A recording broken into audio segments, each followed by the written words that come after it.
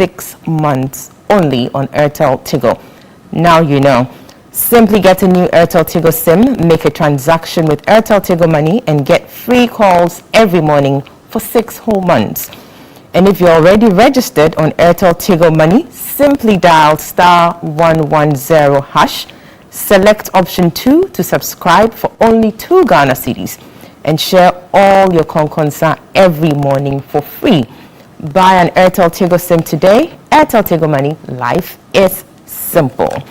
So it's 2 days to the much anticipated December 7, 2020 elections. We will be going down memory lane regarding the campaign trail to see how far we've come and where we are at now as the parties wrap up on their campaigns today. And we will be looking at the salient issues that have come up so far, dominating the discourse as we inch closer and closer to the December 7 polls, which is just this Monday. Now in the studio to have that conversation with me, from my extreme left, we have Madam Joyce Barra-Mokhtari. She is a lawyer and also the spokesperson for former President John Dramani Mahama, who is the flag bearer for the National Democratic Congress. Good morning, madam. Good morning. It's good to have you. And next to her also we have Mr. Ayikwe Otu. He is a lawyer and Ghana's High Commissioner to Canada. Good morning, sir. Good morning. It's great to have you. And welcome back to Ghana from Canada. Thank you. Via Zoom, we have Nana Akomia. He is a leading member of the NPP and the Managing Director of the State Transport Corporation, STC. Good morning, Nana. Can you hear me? Good morning, Abina. Great. It's good to have you. We're expecting to be joined via Zoom Dr. Tony Adu, who is also coming from the NDC camp. And so we'll have a 2-2 representation here in the studio. Great. So once again, you're welcome. Before we start the conversation, let's just take some videos and sound bites from the campaign trail. Let's see where we've come from and where we are at currently, and then we delve deeply into the issues 2 days into or away from the December 7 polls.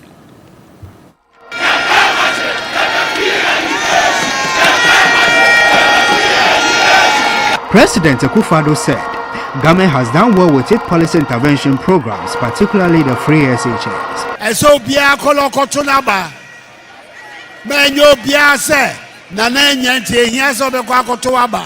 You should all go out and vote. Don't be complacent that Nana has already won. Go out there and vote for our parliamentary candidates and myself.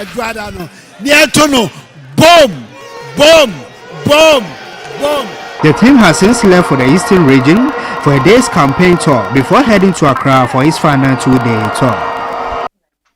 People of Hohoe are not slaves to be bought and sold. The people of Hohoe are not for sale.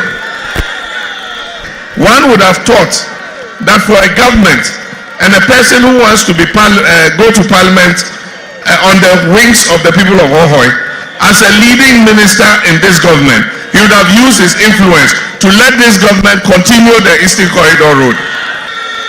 What will it speak of us?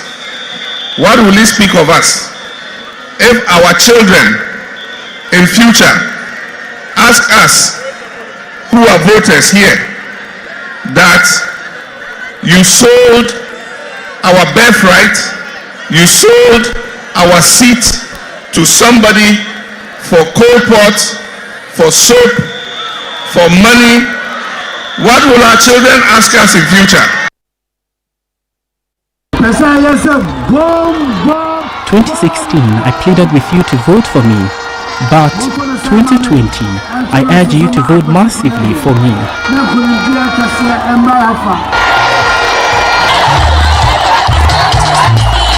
President Akufo-Addo received a rousing welcome when he drove through the KJTL market in the Subin constituency.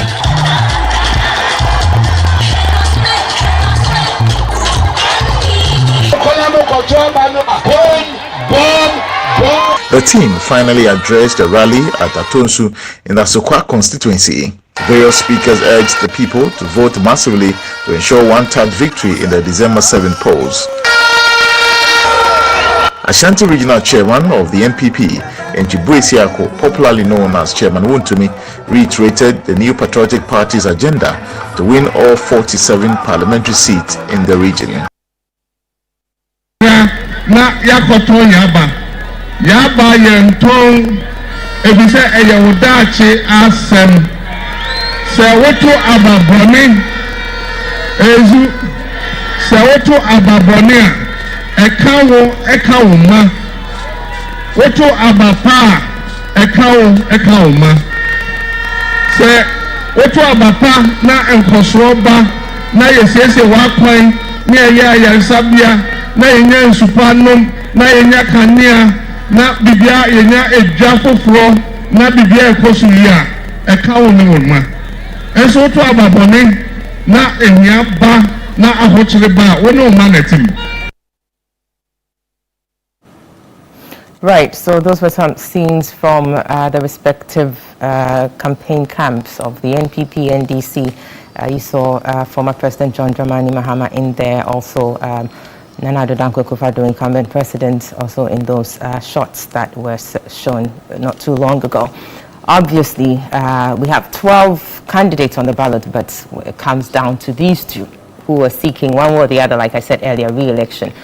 Former President John Dramani Mahama is seeking a comeback.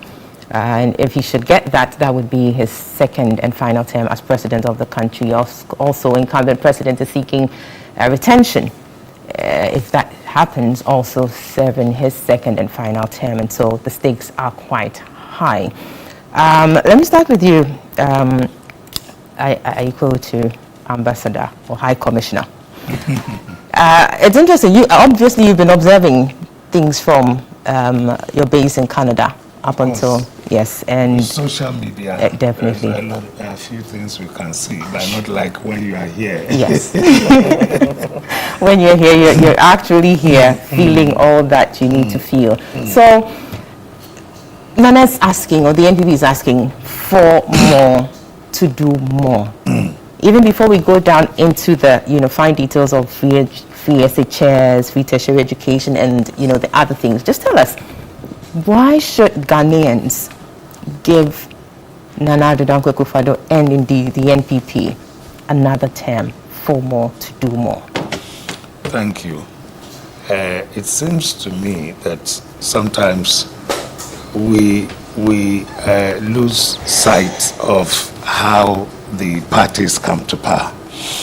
When you are in power, it meant that people bought into your manifesto. You made some promises which they accepted.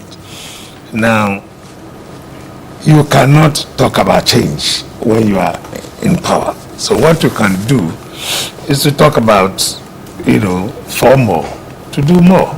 And then explain to them what you have already done.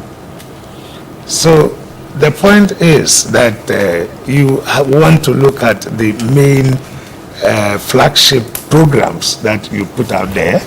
Ask yourself whether you've achieved them and whether within the first term, maybe you need more time to do more, for which reason you talk about continuity. In 2016, we were talking about change, rise for change and all that. That's what the NDC is doing now. They are also now talking about change. So, and then I remember 2016, they said JM Twaso. These are the things. These are the things that electorates ought to know, that when you are in power, you don't talk about change. Definitely not. You can only talk about for more, to do more. So it seems to me that it's a right thing to do. The messages are correct. Now you look at the flagship programs, One District Farm Factory. I am satisfied that you're trying to industrialize your country. This is a middle income country, lower middle income, and surely we are not technologically savvy in terms of we ourselves producing the machines to produce, for production. So you need to attract foreign direct investment to help you in your industrialization program. And therefore, one district, one factory is a very good stuff, a good policy to get people to help us with our industrialization. If we are talking about 100 that has already started and of about 70 something, which is already working, then it creates, jobs for people, and we all say that private sector is the engine of growth. We are not looking at a socialist policy of getting the government itself to be involved, but partnering the private sector and creating the enabling environment to enable them to produce, and that, in my view, has gone on very well. What do you say to critics who say that, the implementation has gone contrary to what was envisaged or what was the message that was sold, which is that now the team would, in some cases, go around and relaunch, already existing companies or enterprises and then slap on it, the tag, one district, one factory, and so not necessarily bringing up entirely new entities. What do you say to those? No, it's a misconception. We have the one district, one factory secretariats where private enterprises can apply to for assistance. So when you have a company which is going down, and then a company opts to go under one district, one factory and applies to the secretariat for assistance, that is what makes it a one district, one factory. That is something people are losing sight of, because when you come in, you are given some form of assistance to establish as a one district, one factory. And if you already exist, but you are going down, and then you request for assistance, and then that is done under that rubric, then you become a one district, one factory. Mm-hmm. So it's nothing new. People have got it, entirely wrong. Very well. Yes. Let me come to you, Madam Mokhtari, quick one. So your message, NDC message, also saying, come back so we can rescue this country.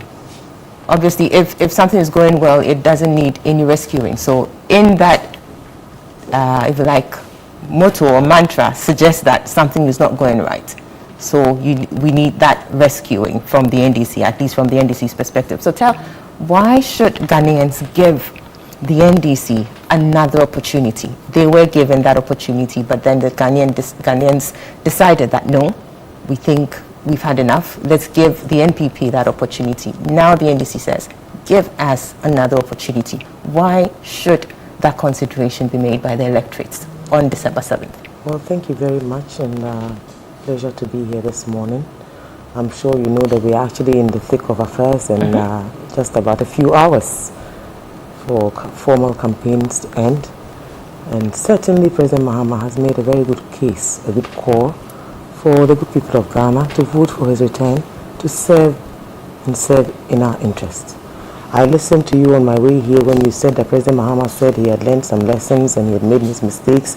I'm not sure that is really the thrust of the campaign. I believe what President Mahama has been saying is that, look at my track record. I came to serve. I served to the best of my ability. I developed our infrastructure and took it to a certain level. I built our institutions. I took them to a certain level. I started a certain road development across the country. I took it to a certain level. I started construction and improvement to our airport facilities. I've taken it to a certain level. I believe that he actually spoke also about the school system, the e-blocks that he had constructed and started, hoping that all of these things will go a very long way to benefit the good people of Ghana, generate investment opportunities, create jobs for us. It is actually interesting that my senior here made reference to the terms that we use when we're in government or when we're in a position.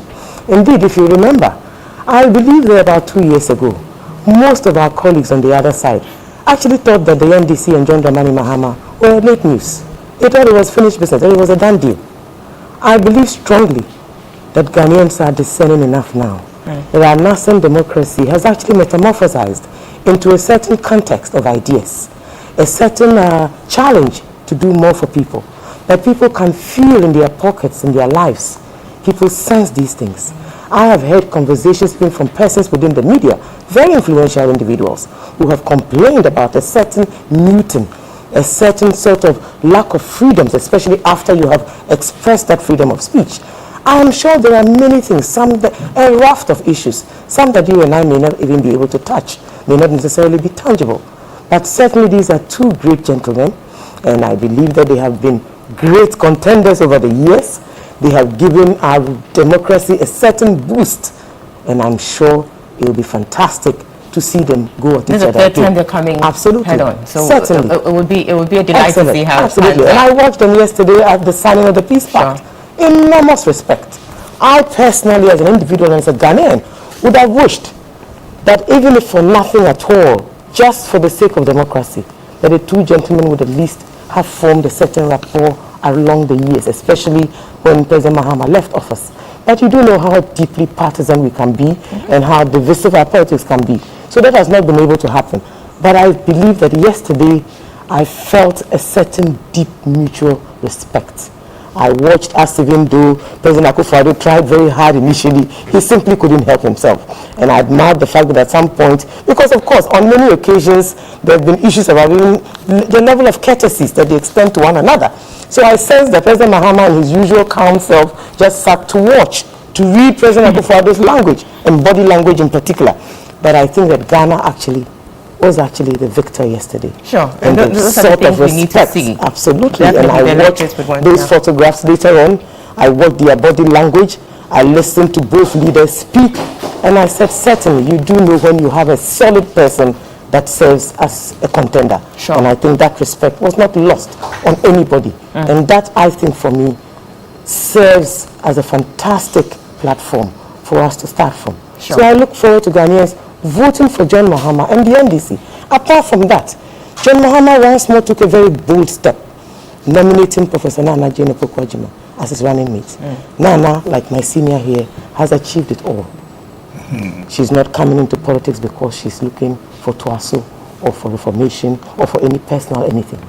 Nana represents a certain inclusiveness that for the first time, that 52% of our populace that forms the majority has a clear voice, a clear representative in an individual who is beyond accomplished. I think for me, that does it. And certainly, for all of that and many other reasons, we preach change, we ask for reform. I also believe that there have been many things, make comparisons between 2016 and now. And as I said, last year this time, the ruling government was convinced that it was a done deal. And now we can pick up on many things actually. That even there were conversations around the fact that, President Mahama was finished. And they could ask even questions very boldly. Why are you not nominating somebody else? There have been many times when former presidents have come back to contest. Sure. And I believe that right now, President Akufo-Addo himself to do so. Absolutely. Definitely, right. So we'll see how that... be a former president. And Sure. I believe that it will be fantastic to see how this goes. But certainly, may the best man win. May the best political party lead in parliament. And certainly, President Mahama has something to offer the good people of Ghana. Very well. Thank you for that. Let me quickly announce that we do have Dr. Tony Adu joining us via Zoom. He's a former Ghana ambassador to the Netherlands and former senior presidential advisor. Dr. Tony Adu, can you hear me? I can hear you. Very well. Good morning and thanks for joining us. Thank you for inviting me. Very well. So let me switch to Nana Komia. Nana, can you hear me? Yes, I can hear you. Very well. Great. So campaigns are wrapping up later today. A number of issues have come up, but obviously one key issue, is the education. And with education, you're looking at the free SHS policy. Let us understand how it is that this appears to be one of the key issues that is, going to, if you like, influence the decisions of the voters as they go to the poll. Well, thank you, Abina, and let me wish my colleagues a very good morning. My senior, Tony Adu, whom I haven't seen in ages, and also my senior, Aikwe Otu, whom I haven't seen in a long time. That's for Joyce. I see her. Now, yes, education is key in this election because in the last 4 years, we have had a development in education that has never happened in this country. So it is a factor because what has happened is unique. It's never happened. That you have universal free education at the secondary school level for all Ghanaian students has never happened. We've had education in the immediate independence days, Dr. Kwame Nkrumah, where the free education was set up for our brothers in the then northern part of the country. We've had various scholarships for secondary school students over the time and so on. But to have universal free education has never happened. So once it has happened, it will be a major factor in the elections. And the NPP is very proud that it is the party, that it is its presidential candidate and president who has managed to bring this to the country. We have had a lot of plaudits from all over the world that the third world country is able to do this for its people. And you know, education, Abena, you and I are probably sitting on this medium because we have some education. And everybody would agree that education is probably the best tool that you can have to lift people out of poverty. And so making education generally available to Ghanaian children, it's a major landmark in our development as a country. It's a major step in redistributing income, because you know income distribution has always been a problem, and giving children, a lot of poor people, access to education for their children is a good way of redistributing income. And you would find that in a generation, many poor families will cut out of the cycle of poverty because education has been afforded to the children of families who would otherwise not afford to send their children to school. So it's a major issue. And when you look at the opinion polling, the University of Ghana, the Political Science Department, they've done polling, and majority of the respondents talked about the impact of free education in secondary school as a major factor in their decision making. That poll showed that Nana Akufo-Addo is about 10 percentage points ahead of President Mahama. Ben Epson, my senior brother, who's been at this polling business for a long time, and in his latest polling is also showing that President Akufo-Addo is 10 points ahead of President Mahama. And so the works of President Akufo-Addo, particularly on the educational front, is showing in the polls. And we believe that going ahead is going to be a major factor and clinch a big victory for President Akufo-Addo. Right, but obviously the implementation of the free SHS policy has not come without, you know, challenges or issues, and that has been a basis for a number of, if you like, criticisms about the policy. Talk about the double track system and all of that, and indeed the sustainability of the policy, among other key issues. So that remains something that ought to be dealt with by the government moving forward. But key also has to do with the fact that now it appears whether or not free SHS was even commenced by this government is another thing that ought to be settled. We do hear of what has happened, you know, within the campaign space in recent times. Let us know what you think of that development. Well, you mentioned the double track. Yes, such a huge policy change in our education system would come with what you might call teething problems. So it's normal. And there would always be issues about education, not only education, there will always be issues about health, there would always be issues about all kinds of stuff, because we are going forward, and as you go forward, as a country, as a society, as a people, new issues come up all the time. If you went to the United Kingdom, for example, they've had health insurance for decades, but you would see issues in the media about one or two difficulties with the health insurance and so on. So you keep improving. The double track is a major issue. Many neutral observers have said that it is the best response now to the problem of overcrowding. We've had overcrowding in our secondary schools even before free SHS. And we all know it. It's all, when you check the media, overcrowding, students sleeping in storerooms and on verandas and developing skin diseases. I mean, old students of schools were always being called upon to have fumigates and dormitories and so on. So overcrowding has been an issue. It became compounded because of the extra access that free SHS afforded otherwise poor students who couldn't go to school. A major effort is being made to deal with it. And there's a massive building of extra infrastructure, dormitories, classroom blocks, science blocks, 400 secondary schools across the country. $1.5 billion have been secured just to provide infrastructure to deal with double track, and it will be dealt with very soon. As to who introduced free SHS, I think it's one of the disgraceful and very disappointing issues about this campaign. Because everybody in this country knows that free SHS as we have it now is a policy promised by President Akufo-Addo from 2008.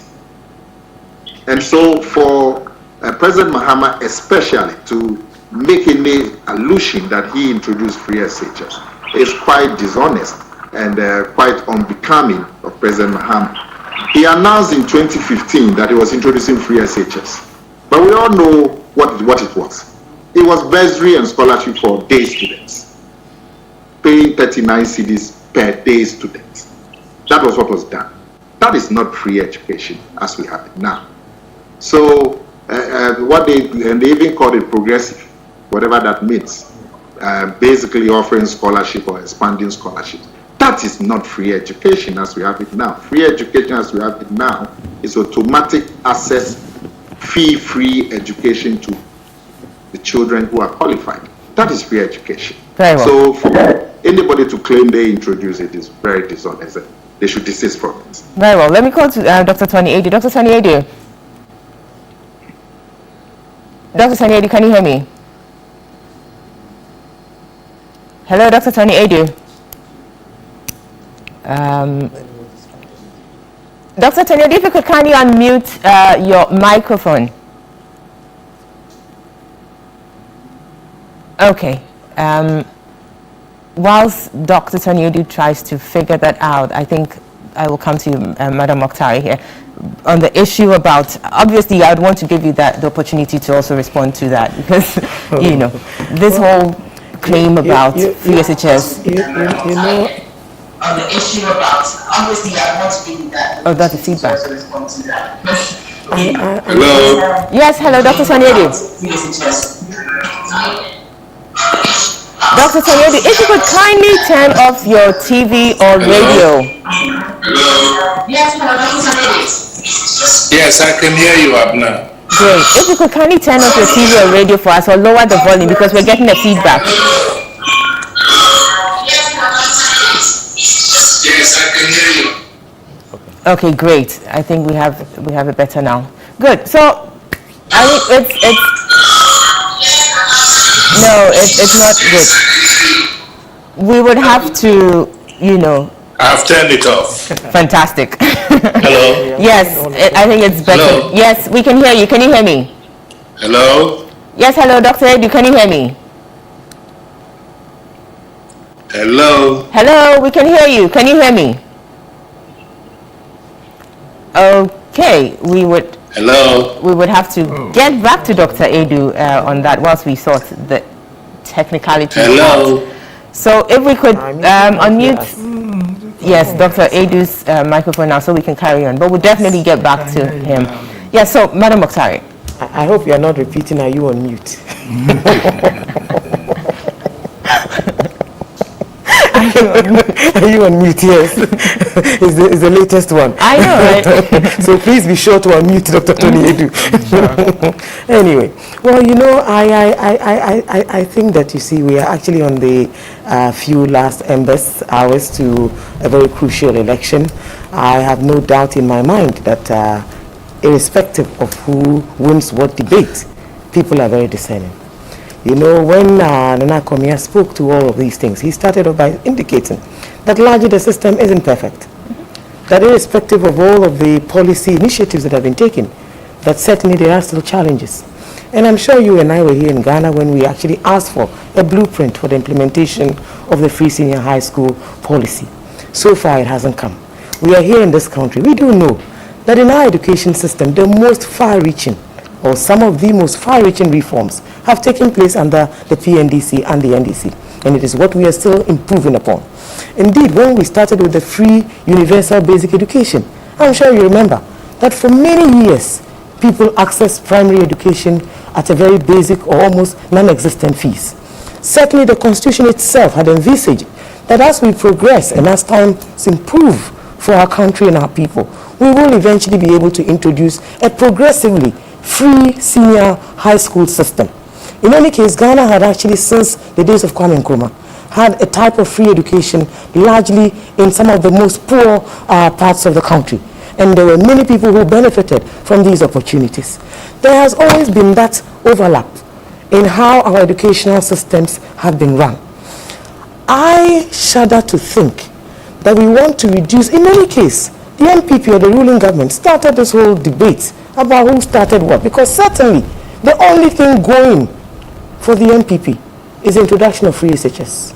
If free SHS can keep one party in government forever, that would be news to me. I haven't heard. But certainly we are all seeing the same. Is that why we heard on the campaign trail that suggestion that debate was started by them?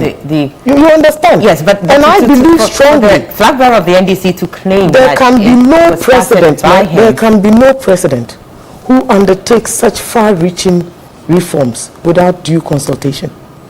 At the time when the progressively free senior high school was introduced, the idea was to build infrastructure, train more teachers, create a more enabling environment to fully implement as the Constitution enjoined us to do.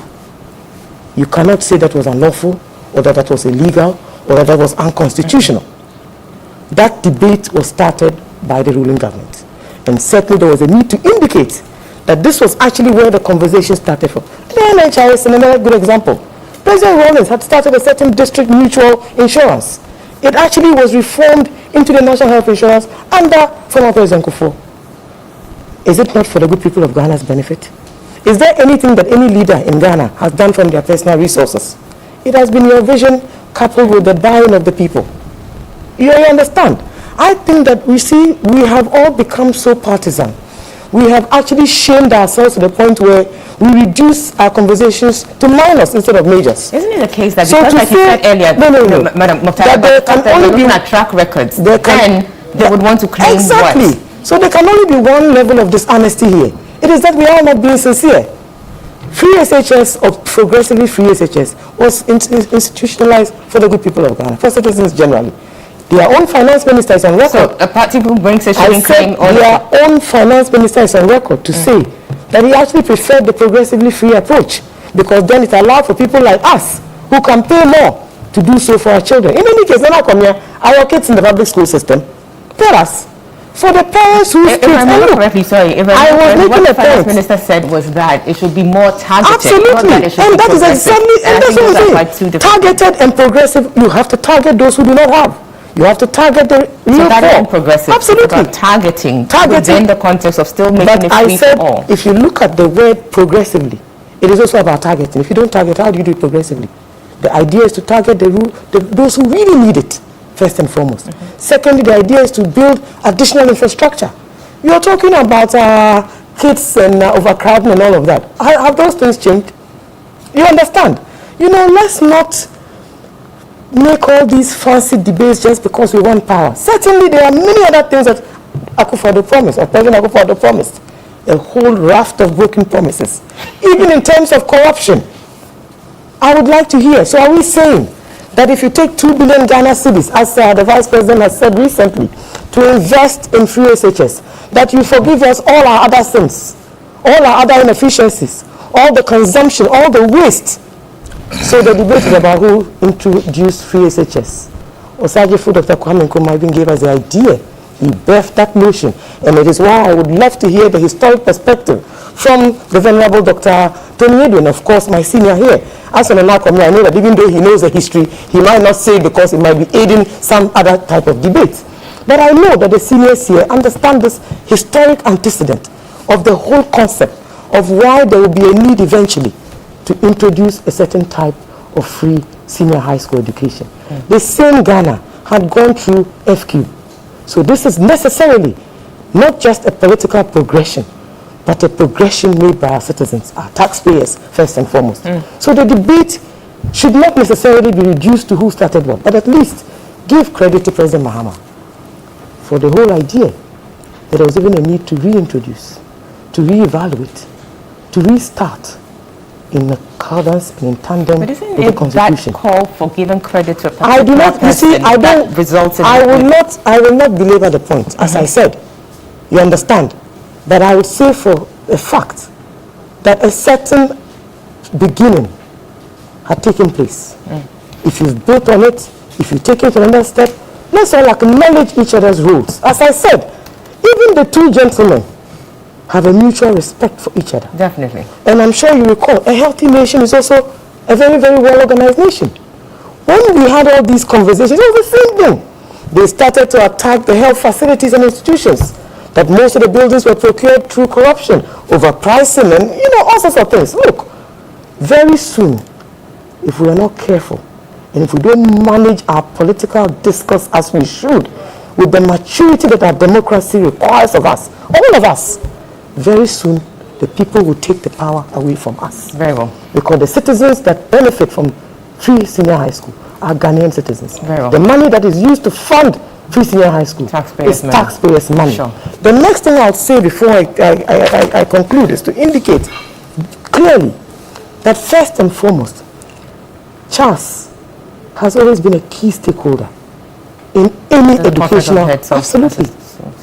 The Private Schools Association have always been. Thirdly, the academic environment have always been key stakeholders.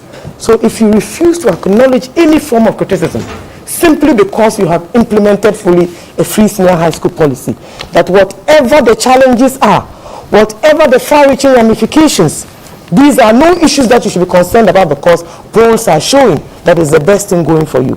Polls also show that Ghanaians are looking forward to free primary health care, which is a major We'll be looking promise at the free primary health care Democratic promised by the Congress. NDCs, shortly as we go along with the program. But just to bring the conversation on free SHS to a close, I would want to come to Mr. Aiko. We need to take a break. But when we come back, I would want you to let us know whether indeed, trying to know how this started and the impact it has is really an exercise in futility because we are engaging in fanciful debates or not.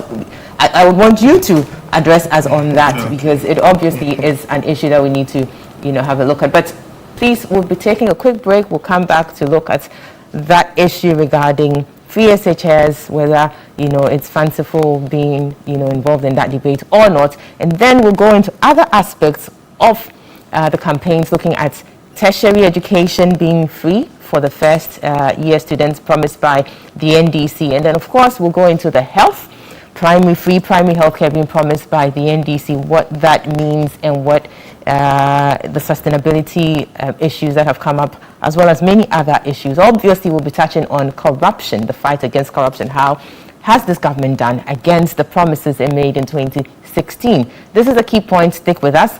We will be right back.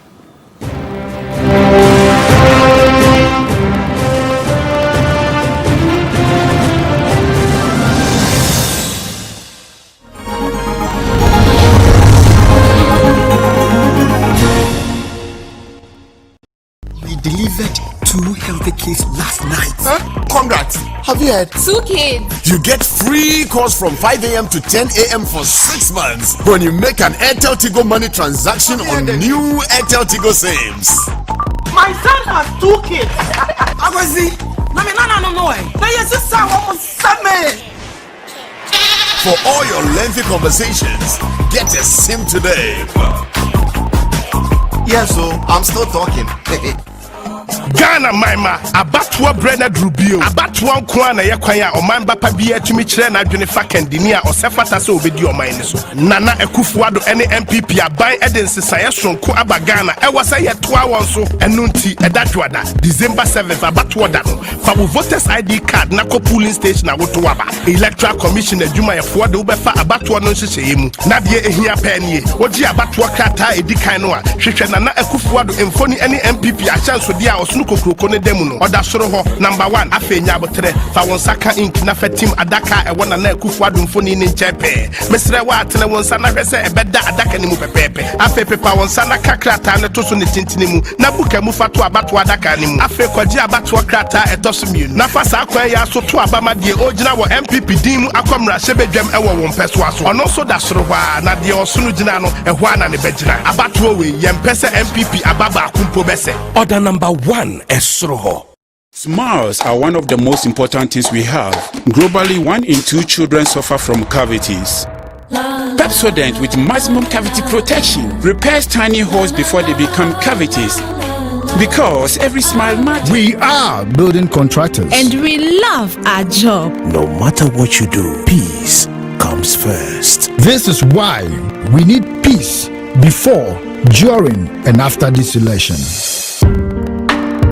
2020 has been that kind of a year, but we are here to help you end the year on a high. That is why TV3 is bringing you Christmas loaded with goodies upon goodies to ensure your festive season is super lit. You can count on us for truly entertaining shows all throughout Christmas. We are also giving you the opportunity to be a star in our Sing Your Carol activation. You can record yourself singing a Christmas carol and send to us via WhatsApp 0242 377 584 or 0547 599 823 for a chance to have your video aired on TV3 and get rewarded with exciting prize packages. You will also get to enjoy special Christmas songs from your favorite artists and mentor contestants. Plus, there will be a special Christmas celebration on Mentor on the 13th of December this year. We wish you a Merry Christmas. And to top it all up, we're bringing 12 days of TV3 Movie Mania from 21st December to 1st January. We will bring to you not 1 but 2 exciting movies every single day. Christmas is coming. This year, Christmas will be best enjoyed on TV3. TV3, first in news, best in entertainment.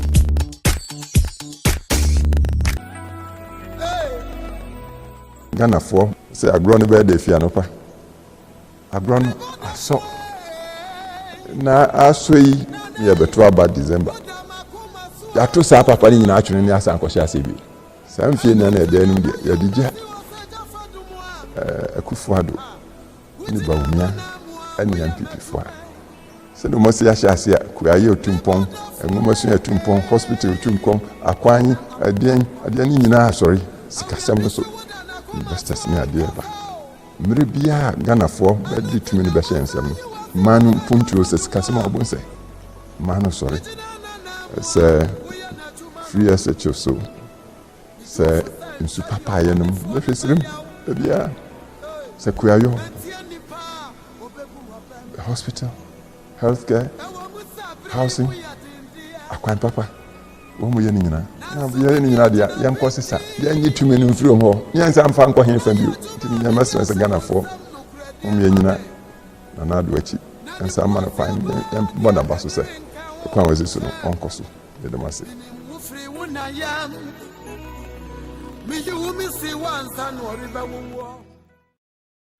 Our nation is ever changing. From unanticipated global challenges to uncertain domestic issues. Now more than ever, we need voices we can trust. To ask the questions many fear to ask. To seek out the stories that matter to you. To bring you the full picture. Information is power, and we are returning the power back to you. We are TV3. First in news, best in entertainment.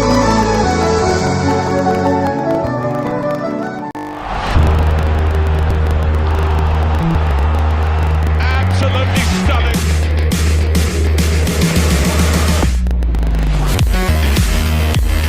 Tiger completes one of the greatest comebacks in Masters history. Oh, Durant throws it down. Oh, that's...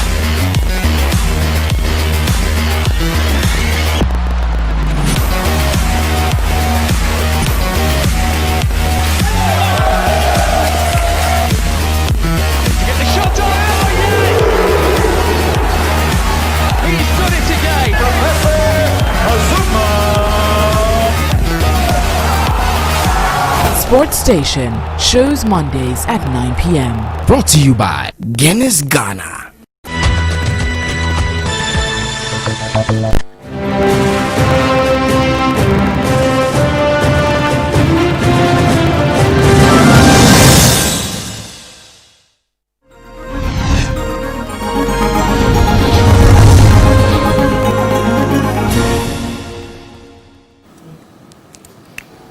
Welcome back. You're still watching and listening to The Key Points live on TV3, also live on 3FM 92.7 and online at 3news.com, also on our Facebook page, TV3 Ghana. And we remind you that this is your Election Command Center, bringing you up to date, up to speed with all that you need to know regarding the elections as we inch closer and closer to Monday, December 7, 2020.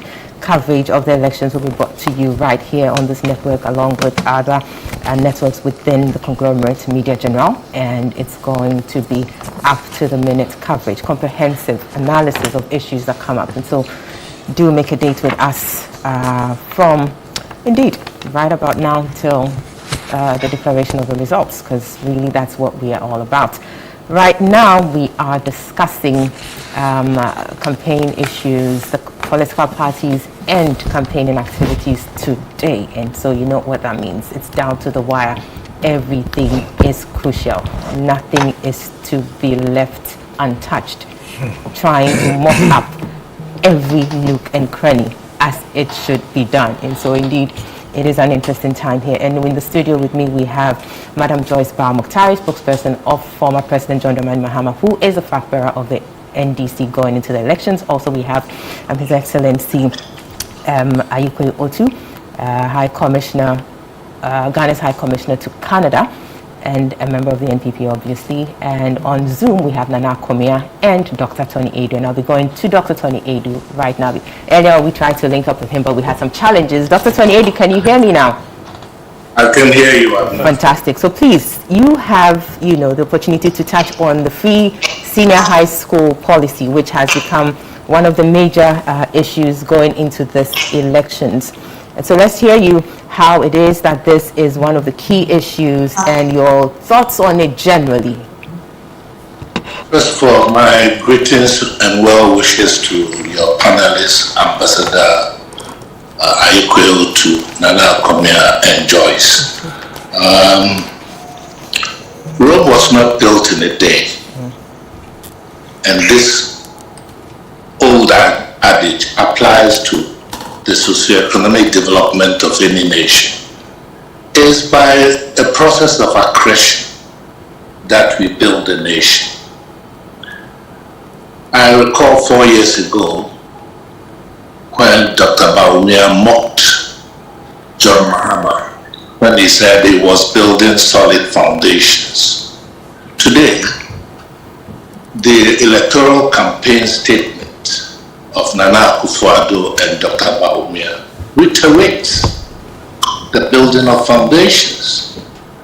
On the free SHS 10 certainly is one of the poignant factors of the 2020 elections.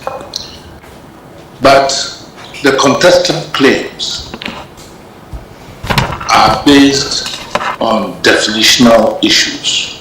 One is taken from the Constitution that says free education must be a progressive thing. The other takes it as a universal thing and therefore must be implemented without distinction and applicable to everybody. At this stage of the electoral campaign, it is too late for what we say here to make any difference. So we can all afford to be candid.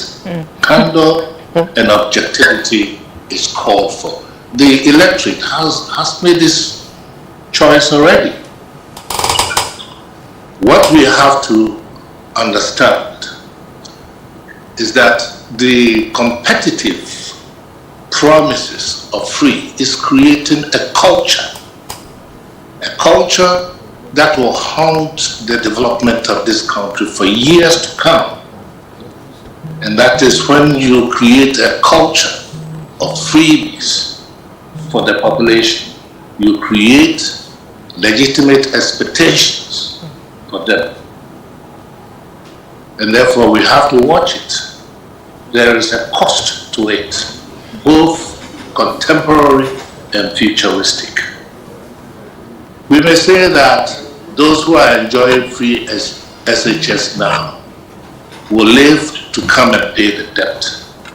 But current generation is also paying in terms of debt servicing. When you consider that over 60% of our national income goes to debt servicing, then this is very frightening indeed. On top of that, we have the capital borrowing to contend with in future. This is what we must consider in our developmental efforts. Are we mortgaging the future welfare of our people for current short-term electoral gains, or are we creating a process of gradual development of our nation on solid foundations? I believe that all these electoral promises of freebies, etc., must also consider how we are going to foot the bill.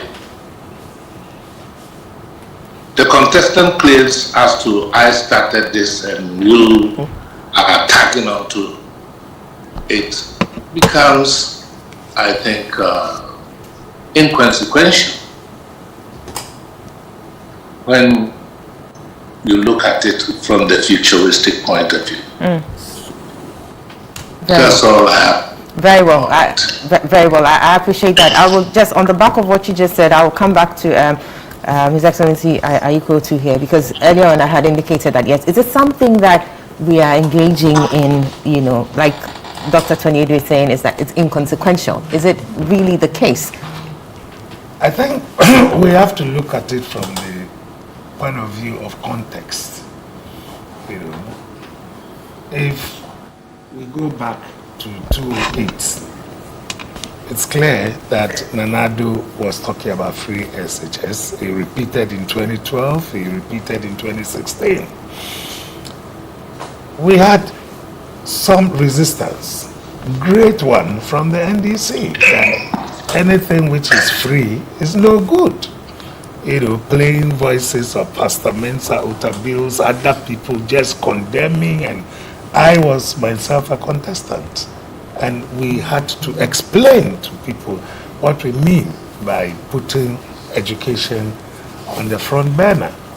You know, then all of a sudden we are told that, oh, but we started it. It is within this context that I think one should want to interrogate the issues. And when you look at it from that context, I do not think that it's fanciful or fanciful, or whichever language or description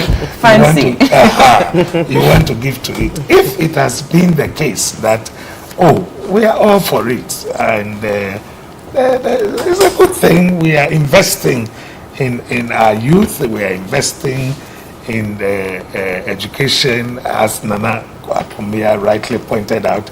Some of the benefits that will, accrue to giving free SHS. But when you condemn the thing completely, saying that it's of no use, we should not go there, and then you claim, for example, that you need to build all the facilities before you can start. Like Tony Etu rightly pointed out, Rome was not built in a day. So it will take us some time, but we will get there.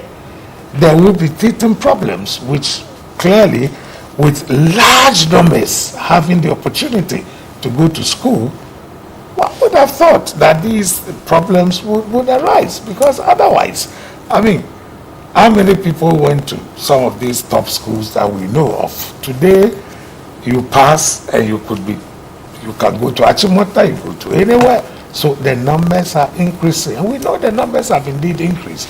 So these teething problems are there. As government said, that because of this thing we're not going to do anything. No, more structures are coming, expansion, dormitories and new buildings, and you go to the tracker, you find a lot of educational facilities that have been put there. But of course, if you are in the opposition, you should be finding fault with whatever the government is doing. But Senior, that cannot be the case. I'm sure you recall even at the peak of the 2012 debate. If you remember, there was a debate by John Dramani Mahama on progressively free senior high school. Well, it's always been been their position. Absolutely. But I'm saying that once you find some problem, then you can tag it. But are you then saying that the ruling government has not found problems with some of our infrastructure?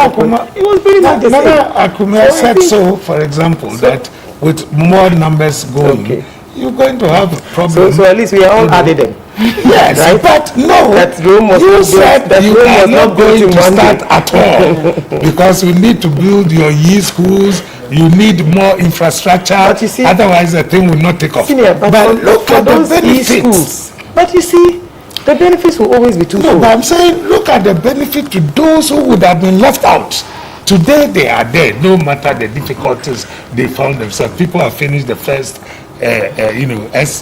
first graduates have come out within further scholarship that they can further their education. You and I know, as public figures, when schools are about to reopen, and the pressures that they put on us to give money. But have the pressures changed? It has. They haven't changed. Now I'm paying for classes. I'm paying for hostel facilities. It has just moved to something else. But you see, I don't believe that it is as it used to be. But it's still there. Because in those days, really, everybody is leading their children to come to your home to tell you, this is my son, he's gotten, the discussion on free SHS can go on and on. But obviously, like you said, we cannot just limit everything to free SHS. And so on that note, and in that spirit, we move on to look at some other issues. Because somebody was just telling me that even at the time when the progressively free senior high school on the lighter side was launched, then candidate Akufo-Addo even lauded it as a fantastic project. And so certainly, I think the debate will go on. Right. Let's move on now to look at job creation. And Nana, if you can hear me, I am coming to you with this one. Hello, Nana, can you hear me? Yes, I can. Very well. So let's look at job creation as one of the issues going into 2016. That was a big deal. Indeed, your party's manifesto was titled Change an Agenda for Jobs, Creating Prosperity and Equal Opportunity for All. I know you've done NAPCO, you say you've done the Planting for Food and Jobs, and that has come with some employment, one way or the other and all. But there are those who are saying that, well, we're looking for jobs, and when we're looking for jobs, we're talking about real jobs, but that hasn't happened within the 4 years that this government has been in office. What do you say to that? Well, thank you. Before I just talk about jobs directly, there's a few comments that I found interesting. My sister Joyce was saying that they were asking for a blueprint, and then in the light of the current debate, if you started free SHS, then why were you asking for a blueprint for free SHS? Now, it is not only free SHS that is going for the NPP, as my sister Joyce tried to put it. There's a lot more that has been achieved in the last 4 years. We've had the creation of new regions. This has been a national aspiration for a long time. Today, it's been delivered to the people. The creation of new regions. The Dagbon peace since 2002, we all know the turmoil that have attended upon our brothers and sisters in the Dagbon area, and indeed the entire northern region. Today, there is peace in Dagbon. It's also a major achievement that is not lost on the people of Ghana. The iconic Obuasi gold fields that was closed down, that Santehini said it was offered to him for $1. That iconic gold fields, it's a promise that Akufo-Addo made. It's been kept. It is the mine has been opened. It's employed thousands of Ghanaians, and it's also something that gels with the electorate. The leadership that has been shown with COVID, the crisis leadership, is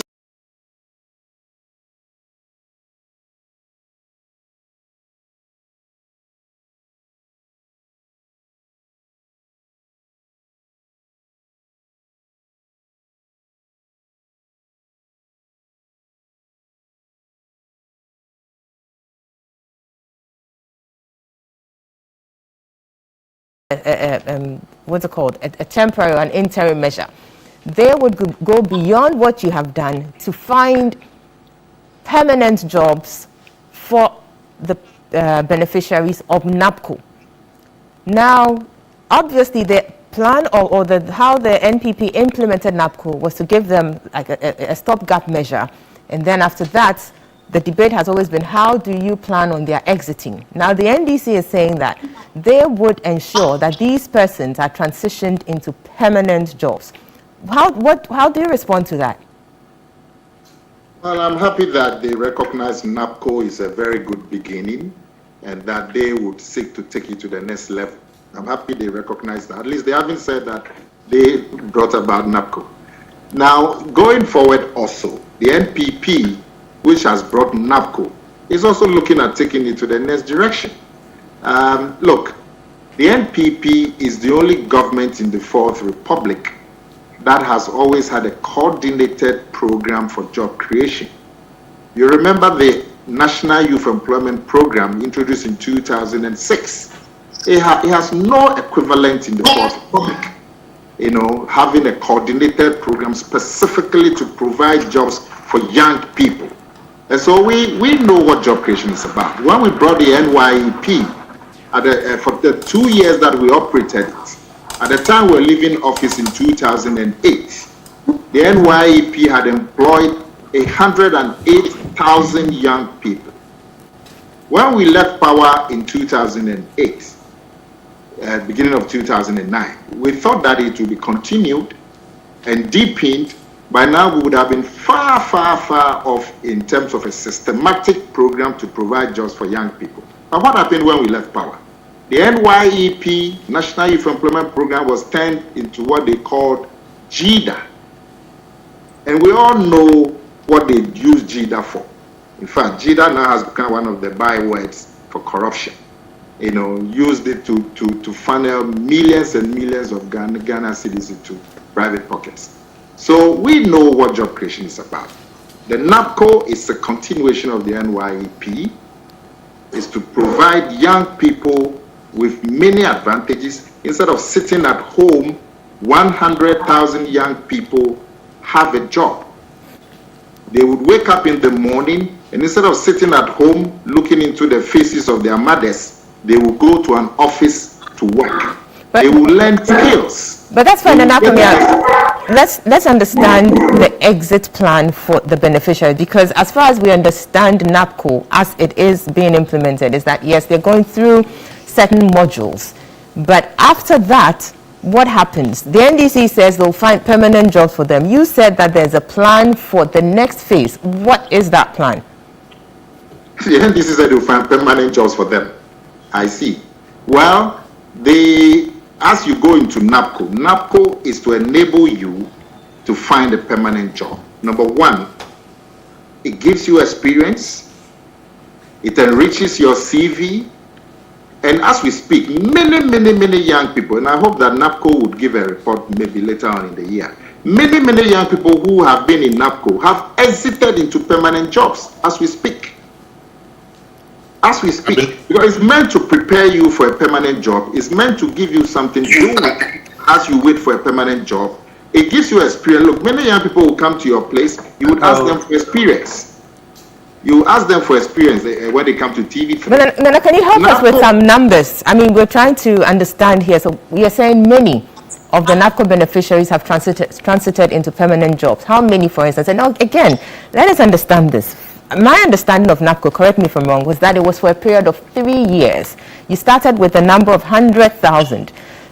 And so how many have left? How many are still in there? And why are they still in there even though it's 3 years? The expectation is then that all 100 would be out of the program after 3 years. So let us understand, what are we looking at, the numbers, and what's the way forward? Well, like I told you, NAPCO is meant to transition you to a permanent job.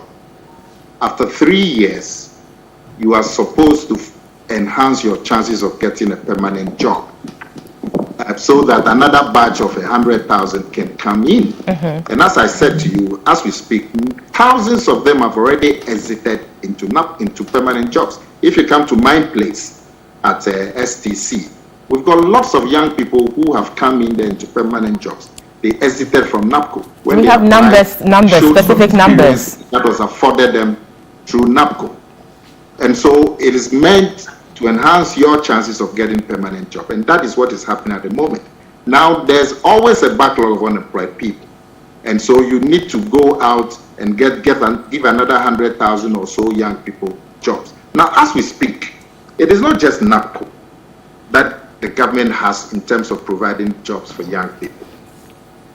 When you look at the NPP manifesto we've published, Planting for Food and Jobs, that program of assisting young people to go into agriculture has provided jobs for 762,000 people. Recently, we saw a former member of parliament for the NDC openly coming out to talk about how his business and his profession has been revived through Planting for Food and Jobs. Then the National Entrepreneurship and Innovation Plan, where young people are given training, entrepreneurship and funding, has employed 92,000 people, young people doing their own business through the NYEP. The agricultural projects that we have, the Outgrower Value Chain Fund, has enabled 7,254 young people to get into jobs in agriculture. The Ghana Commercial Agriculture Project has enabled 11,431 young people to get into agricultural business and agricultural jobs. The IDI, the One District, One Factory, so far, with about 76 factories up and running, provided 24,000 jobs. As the program expands, the 233 in various stages of construction, in the next 3-4 years, when they start running, they are going to employ thousands of young people. So there is a multifaceted approach. There's a huge backlog of young people who have no jobs because the economy is not growing fast enough to generate the supply of jobs. So the growth of the economy, generally, you look at the record, is the biggest thing that you can have in terms of providing the space for jobs for the economy to expand. My last point is that the NPP is the only government in the Fourth Republic that has had a program to provide employment for young people. No other government has. I think that is debatable. That is debatable. What has the NDC done? Ask them. But let me go on to Dr. Tony Adu here. Dr. Tony Adu, can you hear me? Yes, I can hear you. Very well. I mean, the issue about job creation remains a dicey one because there's always the concern about the sustainability of the jobs, the nature of the jobs. For instance, we were told, different government appointees in this government have at various times said that job creation has yielded about over 1 million number of jobs, and people have had concerns or cause to ask questions about the kinds of jobs we're looking at and whether or not they qualify as jobs, properly so called. And so if we're talking about job creation, obviously as a people we're looking for something that indeed is sustainable, is permanent, to help deal with the issue about unemployment. And so let us understand from the NDC side what is being proposed that would ensure that we get what we're looking for our young people. Abena, yes. First of all, the claim by the MPP on the statistics. Hello, Abena. I'm here, I can hear you. Please carry on. I said the claim by the MPP on the statistics of the jobs they have created require verification. There are built-in assumptions which may not hold true in reality.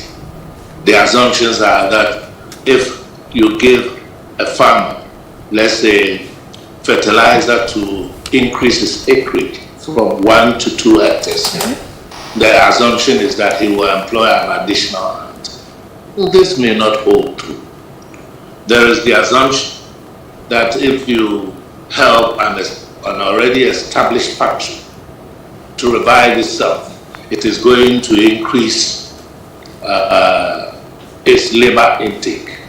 May not hold true in actual practice. This issue of unemployment and job creation links us back to the free SHS and free tertiary education issue. To the extent that the economy is not expanding enough, and the economy will not expand if the government continues to project the private sector as the engine of growth. Philosophically, I believe that a government has business to do business, because in a developing country there are so many virgin areas which private capital will not go, and it is the duty of the government to go there. You create a backlog of unemployed SHS graduates that cannot be covered by job opportunities. What you have created is another futuristic problem. So we have to watch that one. The debate on the free SHS ignored the consequences of a universalistic approach where there was no means testing. In fact, the finance minister himself asked the question, if I can afford to pay for my child, why should I rely on the state to give me a handout? As I said earlier, we are creating a culture of freebie expectation, and we need to observe that as well. The question is, should the government, in its policy for job creation, go into business so that the areas where private capital will not go are taken up by the government? Ghana is an agricultural country. We need to make agriculture attractive to the youth. We need to move away from small-scale person farming to large-scale modern farming. Go to Cote d'Ivoire. You will find that between Yamoussoukro and Abidjan, large plantations of citrus and fruit are cultivated. In Ghana, we are turning our arable land into concrete castles. The government has the executive power to acquire land.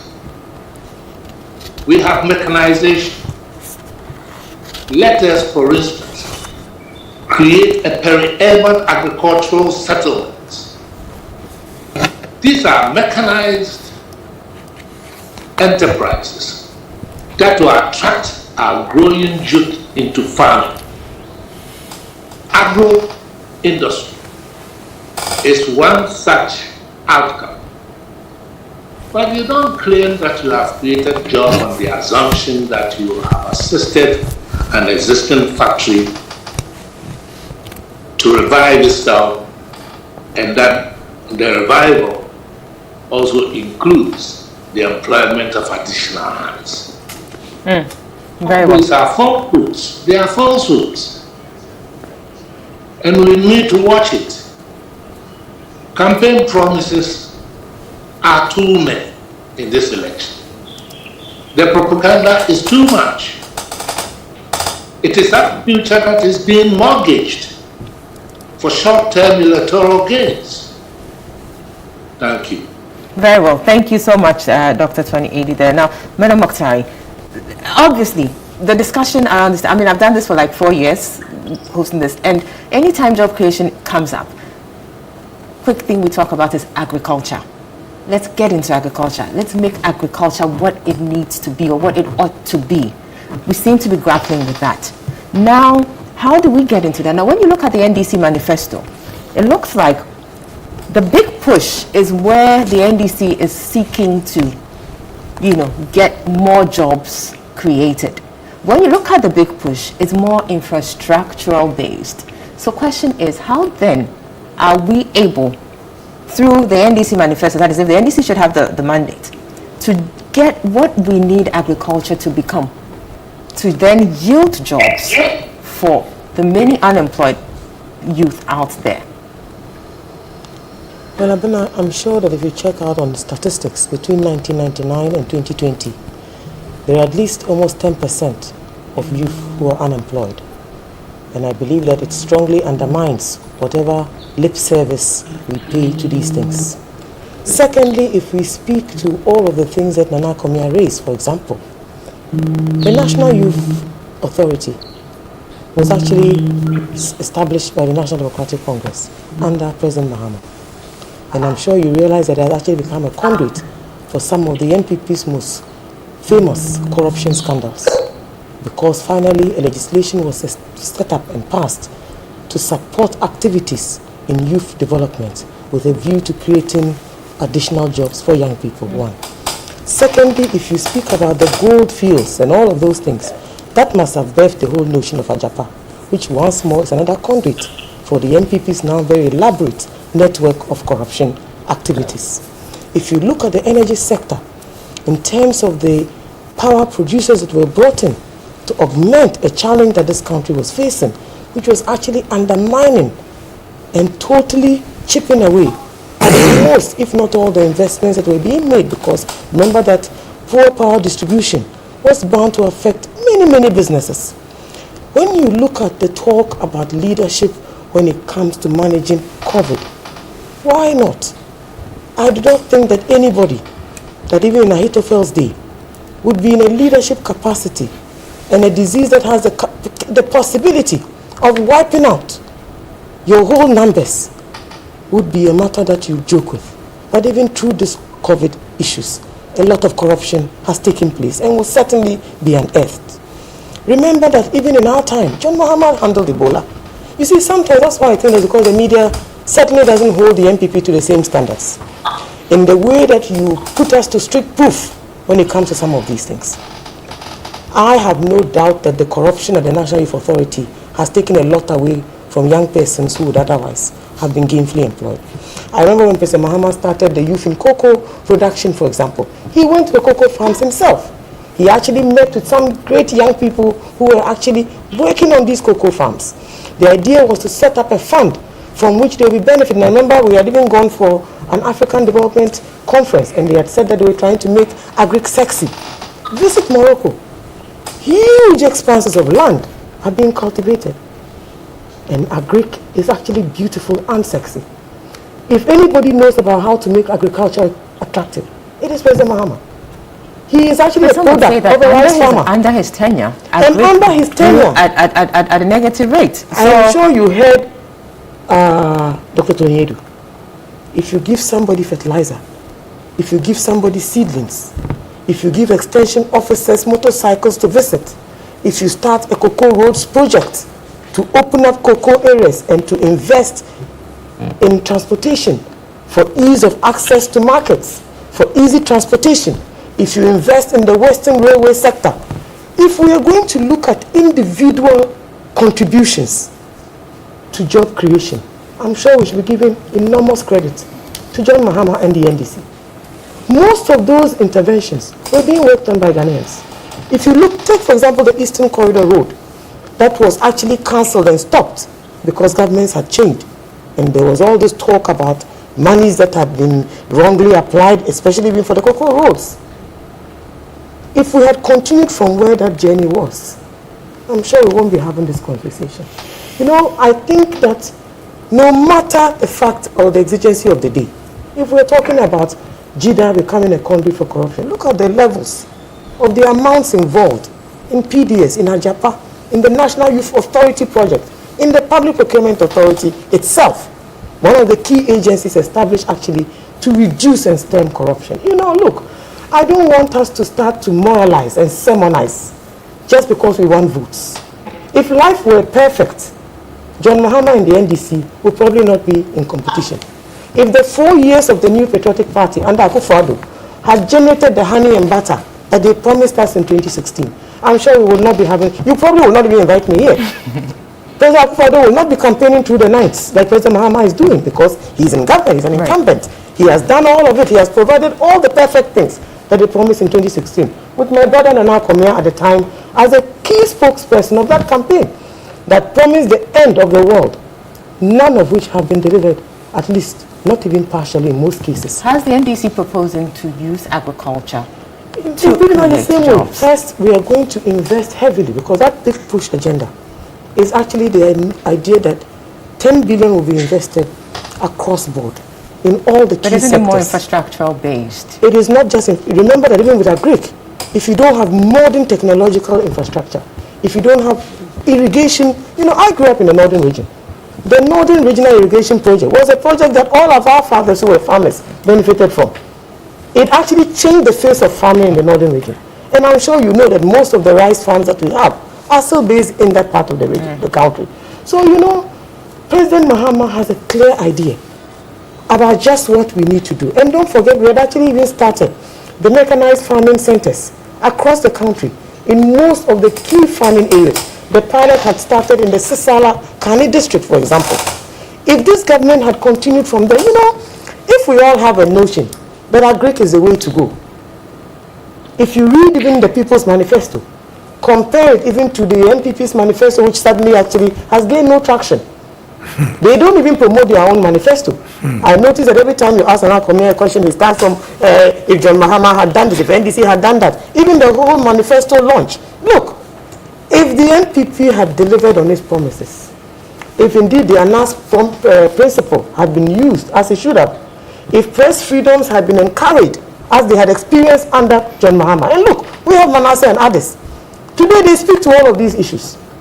You are either fighting corruption to create jobs, because corruption does take away a lot of jobs from our young people, or you are not.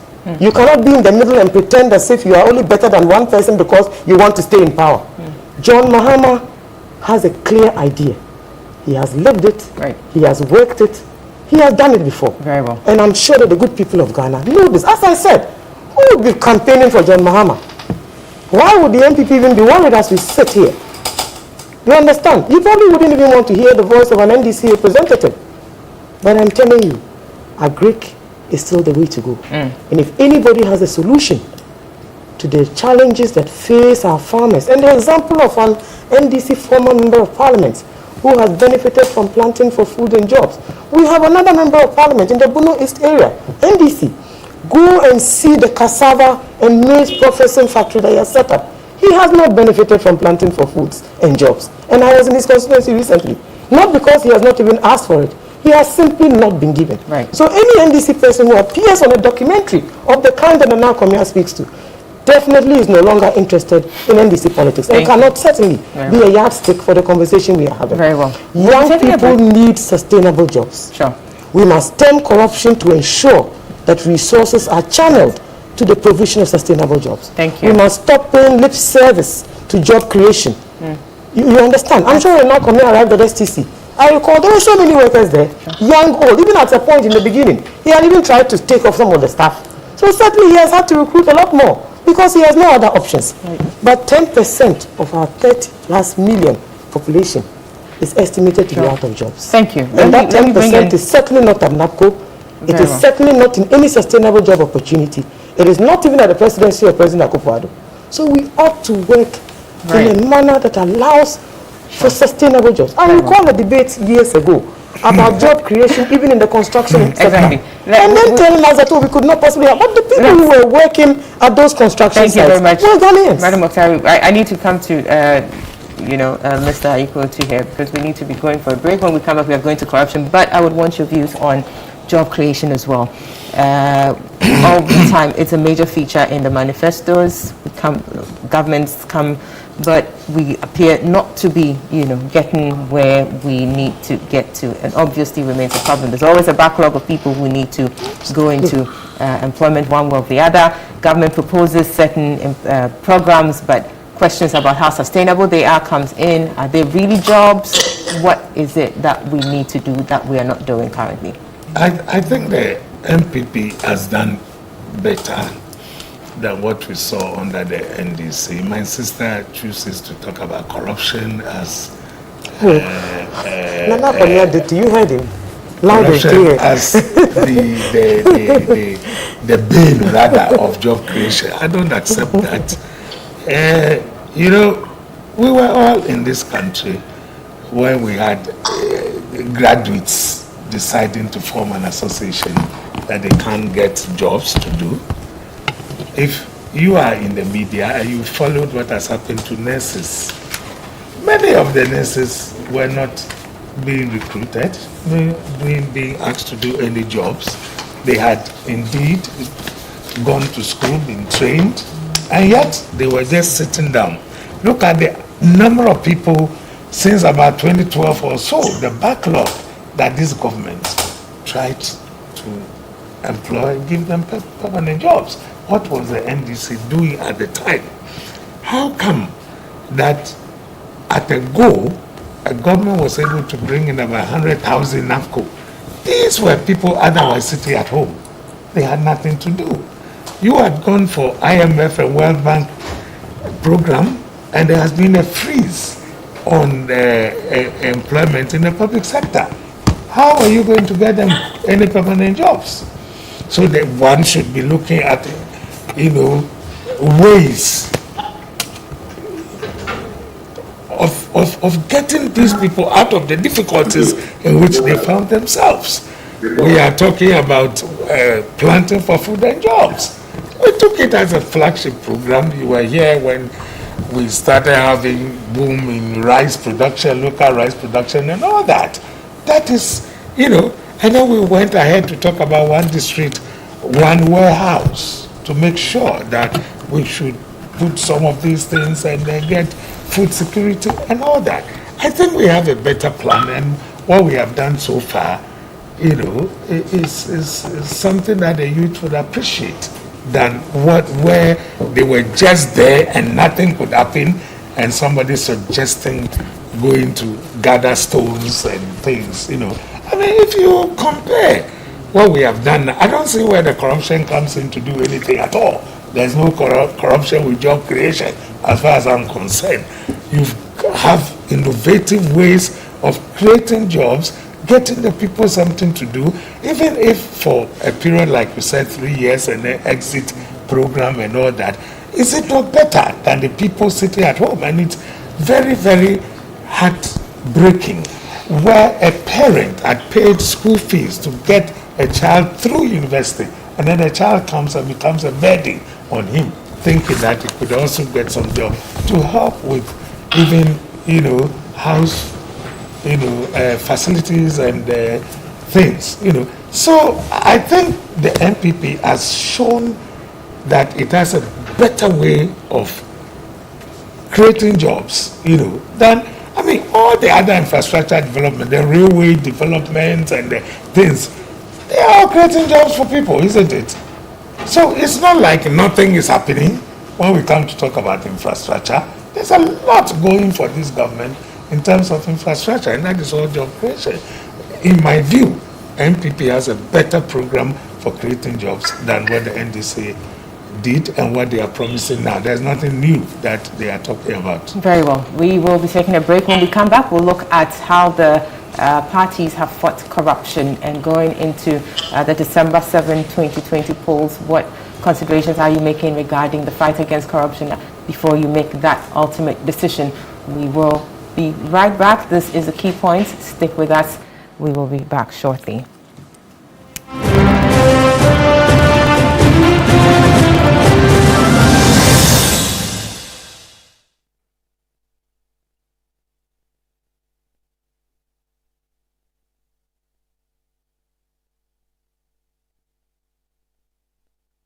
More for you. 4 more to steal more excavators and our money. Bisabio. Or 4 more to kill Ghanaian businesses. No! 4 more for family and friends. 4 more for neglected projects. 4 more for Sakawa and broken promises. Opana, and now 4 more to borrow more with nothing to show. No way. Hello, 4 more for lawlessness, intolerance, and harassment of the media and the political opponent. I beg you. You make a cry self. What happened to the murders of Ahmed Swali? What about the members of the Delta Force where they attacked the court for Kumasi? Where them also brutalized innocent citizens for Ayawasi West Wogon. Even you the one that 4 more. 4 more for more corruption scandals like the PDS, Australian visa fraud scandal, Galamsey fraud scandal, then PPE, don't call me contract for sale by the incompetent clearing agents. 4 more to steal more. No! Away! Away! Away! Away! Away! Away! Vote John Mahama and NDC for jobs and prosperity for all. At 2HB Home Decor, we have long-lasting fantastic furniture for every room. 2HB Home Decor deals in customized kitchens, sofa, dining, security doors, bedroom sets, interior design. For your complete comfort in your home and exclusive designs with elegant touch, you have to contact 2HB Home Decor. Locate us on the Spintex Road, Plot 77, opposite Snyder Motors, near the New China Mall. Call us on 0201 431841 or 0202 042052. Visit our website at 2hbhomedecor.com. 2HB Home Decor. Our name is the promise of standard and quality. I give my family confidence with Pepsodent Triple Protection 123. It's 3 toothpaste in 1 to give them cavity protection, white teeth, and fresh breath. Pepsodent Triple Protection 1. Vote Hassan Ayariga, vote number 7 on the 7th of December. Vote Ayariga for transformation and inclusive governance, a data-driven economy, jobs and development. Vote for youth empowerment. Vote Hassan Ayariga.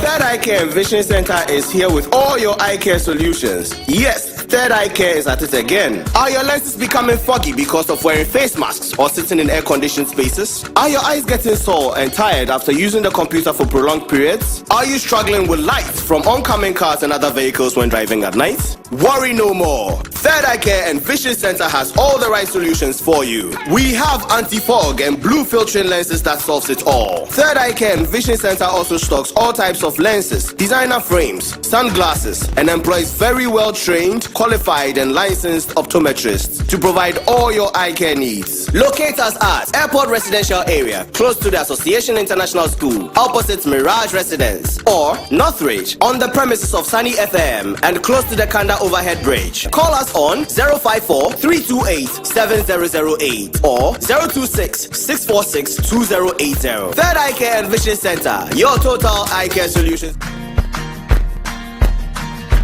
With schools temporarily closed and students staying home, teachers at North Hills International School, the most preferred private school in Ghana, award recipients in 2018, continued to have constant interactive classes with our pupils while simulating classroom experience online.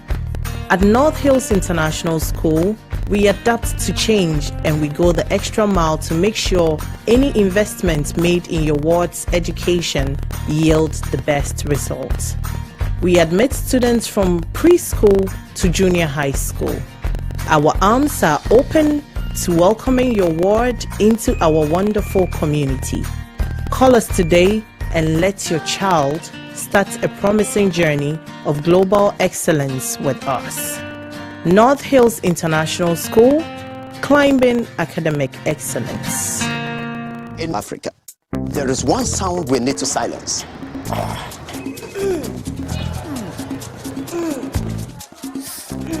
So let's silence toothache before it starts. With Oral-B all-round protection, its advanced technology helps prevent both tooth holes and gum problems that can lead to tooth loss. It strengthens your teeth, giving them all-round protection. Because the only sound we really want to hear is that of our future. For healthier, stronger teeth in 1 week.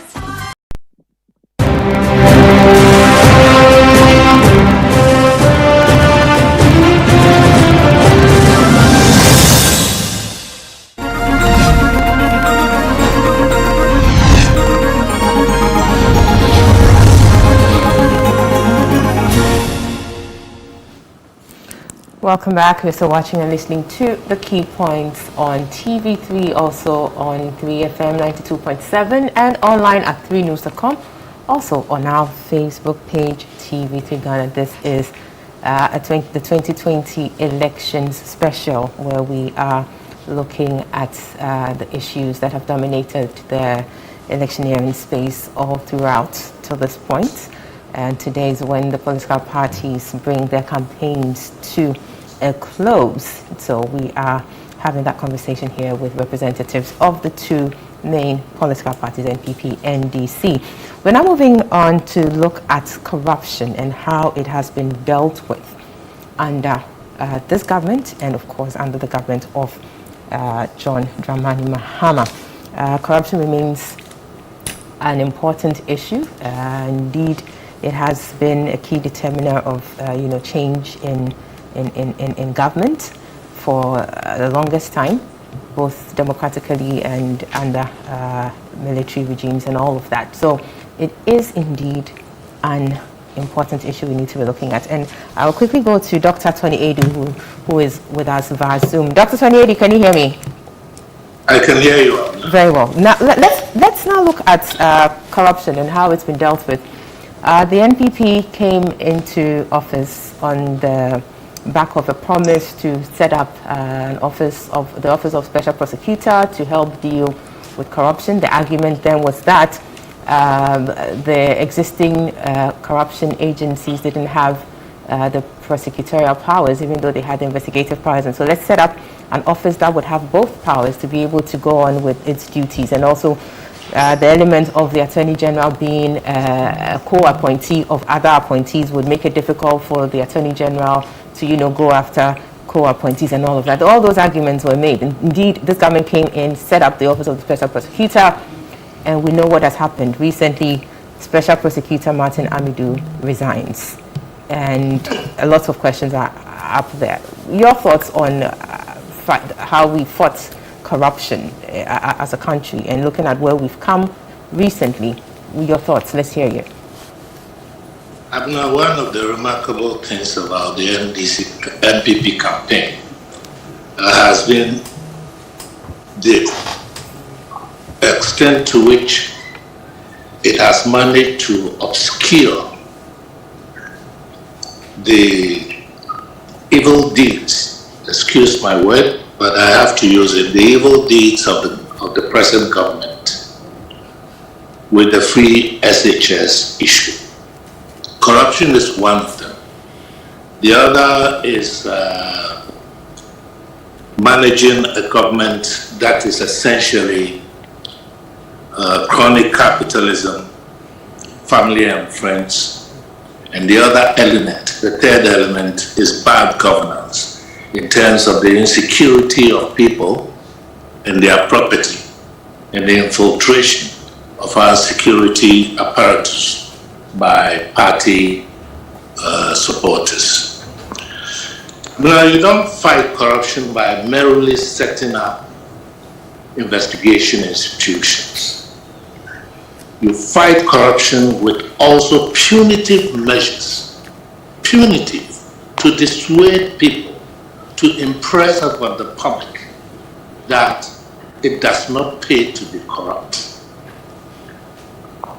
In a situation where you find the presidency being used as a clearing agent for persons accused or indicted for corruption, you are not going to improve on the fight against corruption.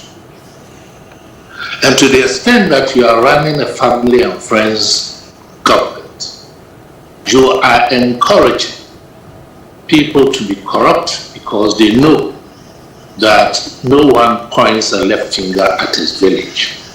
Family comes first. These are issues that should have entered the 2020 campaigns, but they have been obscured by the propagation of the free SHS issue. Seriously,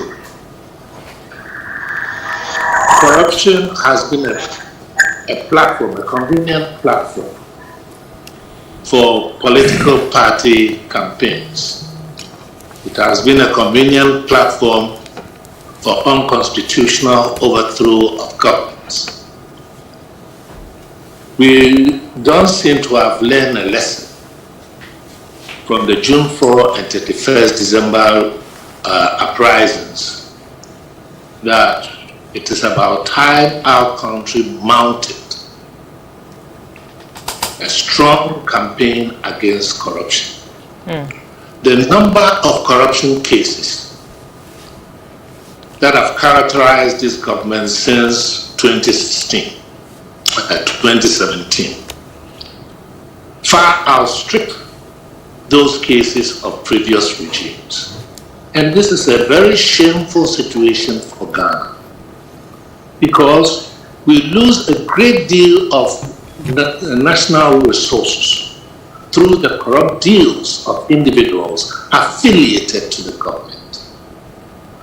The least that Ghanaians would have expected from the current administration is for the president to allow the investigation institutions, the constitutional and statutory bodies, to pursue their fight against corruption unhindered, not to act as a clearing agent for persons accused of corruption. Right. I can go in the numerous instances of alleged corruption that have either not been investigated or that have clear evidence of people indulging in corruption that have not been prosecuted and the people punished to serve as a deterrent for future potential. Now, Dr. Sanyeri, thank you. I would give you 1 more minute to respond to this because in your submissions you talk about the fact that it appears corruption or the issue of corruption has been obscured, and that it has to do with the fact that free SHS seems to be a bigger issue. And indeed, that submission appears to be in sync with the polls that were released by the Political Science Department, a team at the Political Science Department just last week, where corruption rated 4% on the scale, i.e. that the respondents were asked the question, one key issue that will affect and determine your vote in the December elections. And indeed, corruption rated 4%. That was quite shocking. So question then is it the case that people are now sick and tired of pursuing governments to fight corruption to the point that they're now looking elsewhere? What exactly is it? Because like you said, it's quite interesting, this manifestation we're seeing.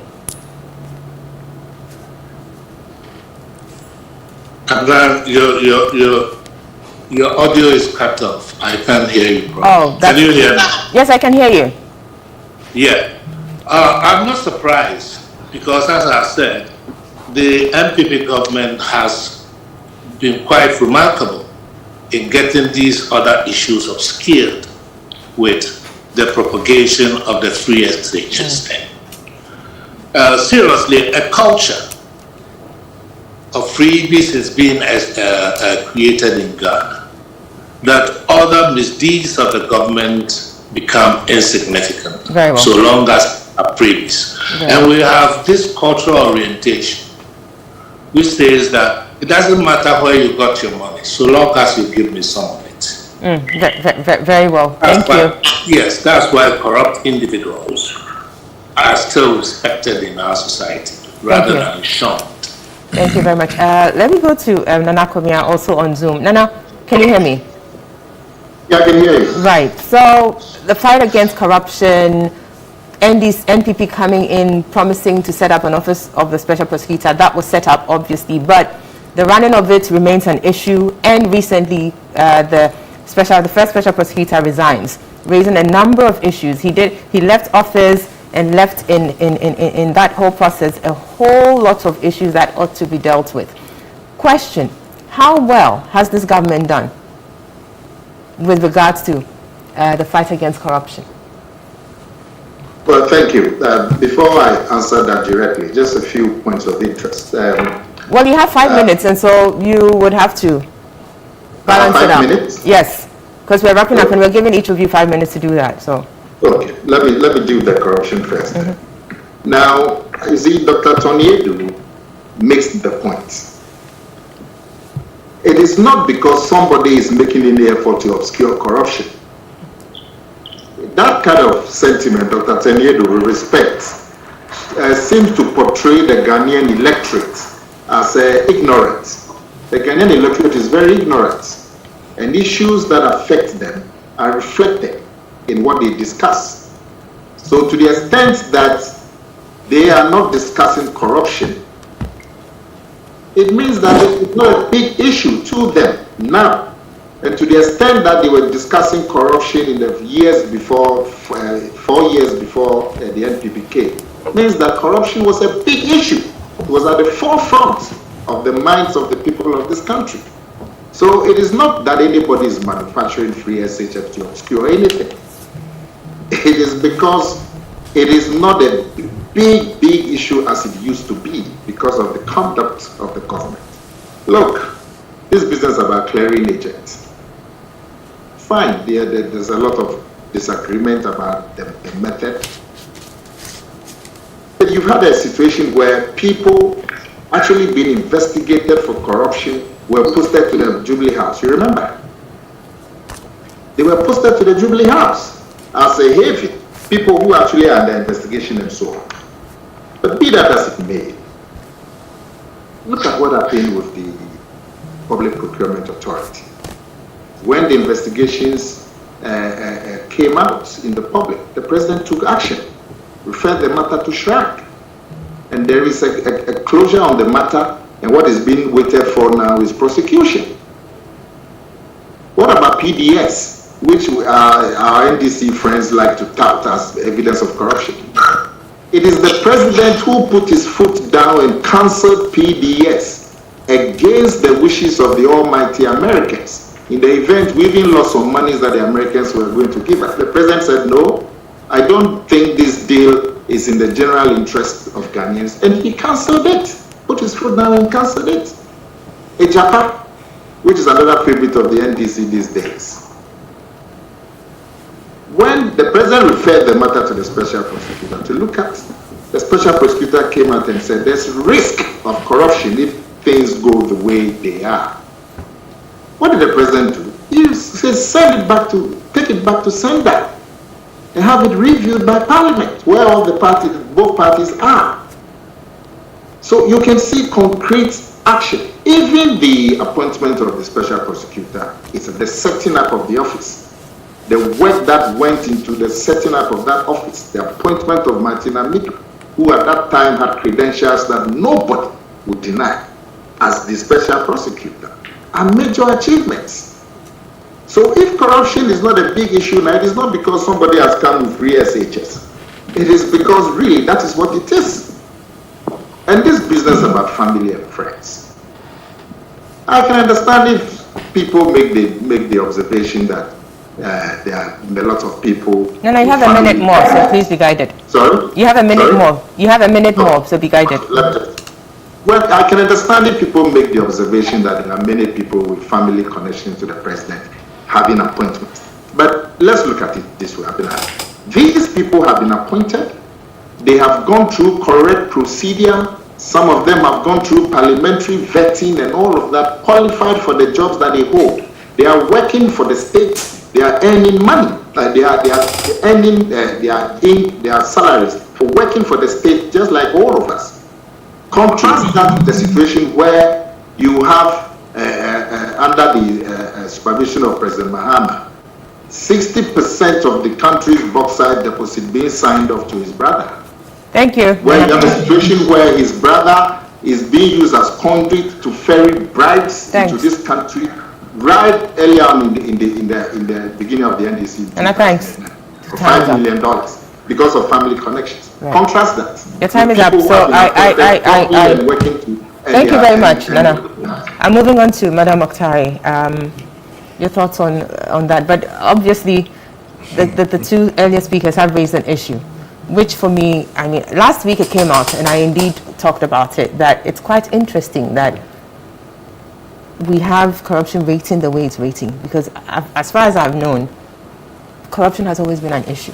So what is it? What is it that is making this, manifest in the way it's manifesting? And indeed, Dr. Tony Edu is saying that he thinks it's because, there's that attempt to overshadow it by, if you like, amplifying free SHS. It is also as a result of the extent of corruption. It is actually dovetails into all of this. For most of the corruption allegations that were raised in 2016 and prior to that, we had very senior leading members of the media making these things public, raising all sorts of issues, all sorts of concerns, all over the place. I'm yet to see any documentary in recent times on TV3 and all these other very large platforms discussing some of these issues. I've seen your weekend programs and how even you shy away from raising some of these very pertinent matters that have come up on the floors of Parliament, that have been raised by the minority, that have become very, very topical. Even the credibility of some of these polls and all these things that we speak to are actually born out of the same corruption and, of course, biases and prejudice. So, first and foremost, there are a certain chunk of Ghanaians who are still very interested in corruption and corruption-related matters. If indeed the Auditor General was treated as he was, literally and practically chased out of his office, if what the OSP says is to be believed, there's a whole raft of attempts to deny people the opportunity to speak to matters bordering on corruption. And I heard one of the leading anti-corruption crusaders in the past speak to the fact that in the past, government was making its efforts but allowed other people to help if they were so willing. Can we speak to the same willingness today? There's a good reason why the English dictionary coined the word nepotism. That when there's too much of it, it will certainly breed corruption. And that is what we have.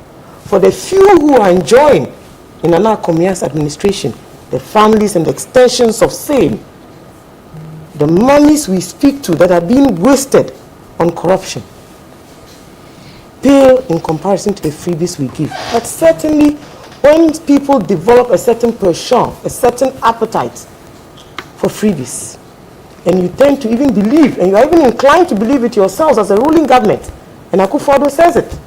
I saw placards yesterday, we have fed you in COVID. We have given you money in COVID. How much of that money has been stolen and kept by individuals? How many of them are being investigated? The OSP was never an intention to fight corruption. It was an intention to exploit apathy between the OSP as an individual and, of course, the NDC. He didn't have to make any adverse claims for or against the NDC. It had already become a historical fact, and that is the context for which he was appointed. The minute he bit the powers that be, I'm sure you heard all the criticisms. That man has fought corruption all of my life on this earth. I have no reason, and my senior I say, I'm sure they are colleagues. to doubt the veracity or authenticity of some of the things that he says. I don't think he admits to being perfect, or that the things he says should be, should not be debated. You understand? He's a lawyer par excellence, and he knows there's always another side to the story. But each time corruption has been brought up, each time it has been fueled, and I'm sure in our community you do know that there are more brothers and sisters and wives and husbands as serving as conduits of corruption, including President Akufo-Addo himself, as you now know. I don't know, please. You know, well, you are speaking. Oh no, you should know. You are a very senior member of the party. You've been brought in because you have a certain semblance of a certain look. So you've come in at this last minute. Madam Akari, you have 1 minute to be guided. Well, you do know that. So certainly, my sister, there is deep-seated corruption. There is extreme wastage. There is enormous consumption.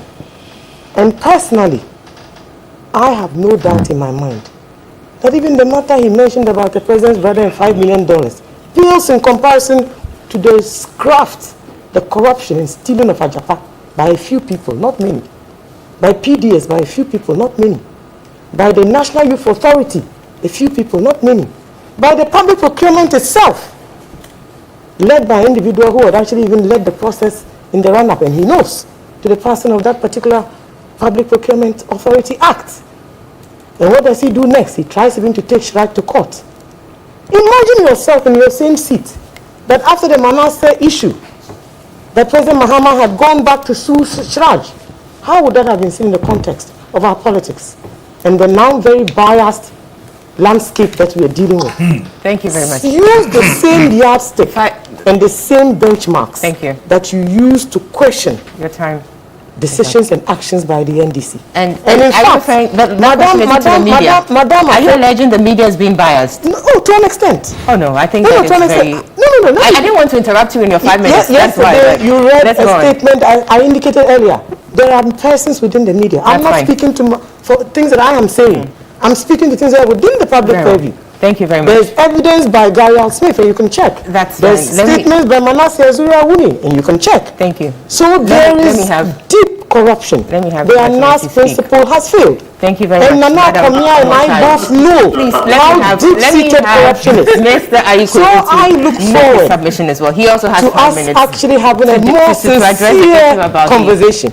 And why are all the so-called corrupt people not here defending can you allow us to finish? Thank you. Thank you. You know I know how to end.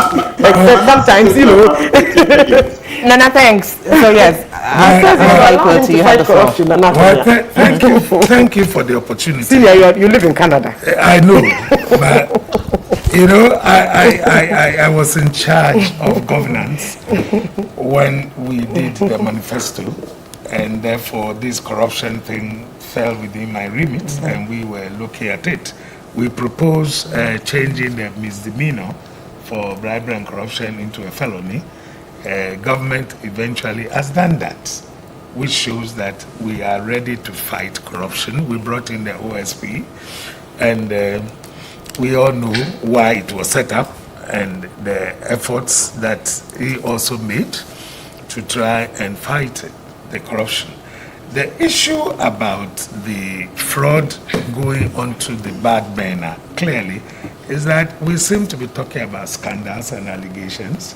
We don't seem to have any evidence. Everybody is saying so, oh, family and friends, things are happening, people are chopping and the rest. Where is the evidence? You don't seem to have any evidence to support your claims. And there's nothing concrete even for the media to follow up on. If the media has it, I mean, breaking news, I don't see why the media would not want to do their scoops. They would be very, very happy to do that. But the least thing they talk about scandal, PDS scandal, Japan scandal, so and so scandal. You know, if you are not able to produce the evidence, I'm sorry, then at the end of the day, nobody will take you serious. And that is why the polls seem to be showing that corruption is no longer on the front burner. It is simply not there. The president is not a clearing agent. I don't know how they got to that conclusion. A matter arises, the matter goes before the president, he refers the matter to the police investigation. They do their investigation, they come, they clear the person, say there's nothing for us to follow up on. As a result, Yeah, but where are the reports? Sorry. Where are the reports? Thank you. Which report? The reports from the investigative The one who agents. commissions the report. The reports that Dr. they generate. Dr. Soniedu, I appreciate your intervention. It's just that he has 5 minutes to make his submissions, and so please allow him. He's done only 2. Doctor, if somebody commissions a report, it's only fair that the report is given to him. And so when The he reads matter is the a report, public issue. So if you investigate, you make the report Dr. Soniedu, public. Dr. Soniedu, if you could kindly, I appreciate your interventions. Seriously, I do appreciate that. But Mr. Ikoti has 5 minutes to go, and he's done 2.5 minutes, and so he would have to proceed. my Please. point is, so long as the report comes and those people have been cleared, I don't know what else you expect Mr. President to do. He's done his job. He's not the investigator. I remember when I was Attorney General, sometimes something happens and then they quickly will put my picture there. And then I ask, what have I got to do with it? They say, but you are supposed to prosecute. I say, but where's the investigative report? Nobody has done any investigations to bring me a report that A has in fact done ABC for me to prosecute him. But you quickly put my picture there as if I have to do the investigations. I don't do. The president does not carry out investigations. This is a whole party which has been in government several times and they know how to get information. If they have information, they should put it out there. They remain scandals. I was going to cite the very examples that Nana Kumea cited on the actions that the president took when any time some of these corrupt things came up. But I remember one that I think he forgot. There was a minister of state at the Jubilee House who was alleged to have intervened in a matter involving a judge and things. You know, even when the matter came up, he was asked to resign. He left. So there is no issue on corruption, and that is why it is on the back burner. If they want to bring it up to tell Ghanaians from today out to the 7th, they have already made up their minds that it's on the back burner, nothing happens. Very well. Thank you. That remains a matter to be seen. It's just a matter of time, Wide 2 days open. away. Let me say a big thank you to my panelists for this part of the show. We've had Joyce Ba Mokhtari, spokesperson of Mr. John Dramani Mahama, flag bearer of the NDC, Mr. Ikwe Otu, lawyer and Ghana's High Commissioner to Canada. Also, we've had on Zoom Nana Komea, he is the Managing Director of STC, and Dr. Tony Edu, former Ghana Ambassador to the Netherlands and former Senior Presidential Advisor. Thank you so much. And these conversations definitely will continue from now till the elections and beyond, indeed till the declaration of the results. And this is where you need to stay glued to. We'll be giving you all the coverage that you need in respect of the elections. We'll see you shortly after this break to come and talk about security going into the polls on Monday. Stay with us.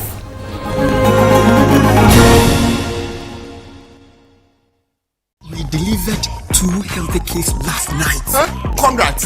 Have you heard? 2 kids. You get free calls from 5 a.m. to 10 a.m. for 6 months when you make an Airtel Tigo Money transaction on new Airtel Tigo SIMs. My son has 2 kids. Agwazi. No. No, yes, this almost 7. For all your lengthy conversations, get a SIM today. Yeah, so I'm still talking. Ghana Maima, Abatwa Brenna Drubio, Abatwa Kwana Yakwaya, or Mamba Pabia Chimichre, and Adrenifa Candinia, or Sefataso video minus. Nana Ekufuado, any MPP, a buy Edens, Sayasron, Kuaba Ghana, Ewasaya 2 hours so, and Nunti, Edatwada, December 7th, Abatwada, Fabu Voters ID card, Nako Pooling Station, Awotuaba, Electoral Commissioner Juma Yafuado, Befa, Abatwa Nonshemu, Nadia Ehia Penny, Oji Abatwa Kata, Edikainoa, Shishana Ekufuado, and Phony any MPP, a chance to dia or sunu kokroko ne demu no oda soro ho number 1 afenya abotre fa won saka ink na fatim adaka e wona na akufu adumfo ni nchepe mesre wa atene won sa na hwese e beda adaka ni mu pepepe afepe pa won sa na kakrata ne to so ne tintini mu na buka mu fato abato adaka ni mu afe kwaji abato krata e to so mienu na fa sa kwan ya so to abama de ogina wo MPP din mu akwamra hyebedwam e wo won peso aso ono so da soro hwa na de osunu gina no e hwa na ne begina abato we yempese MPP ababa akumpo bese order number 1 esroho. Smiles are one of the most important things we have. Globally, 1 in 2 children suffer from cavities.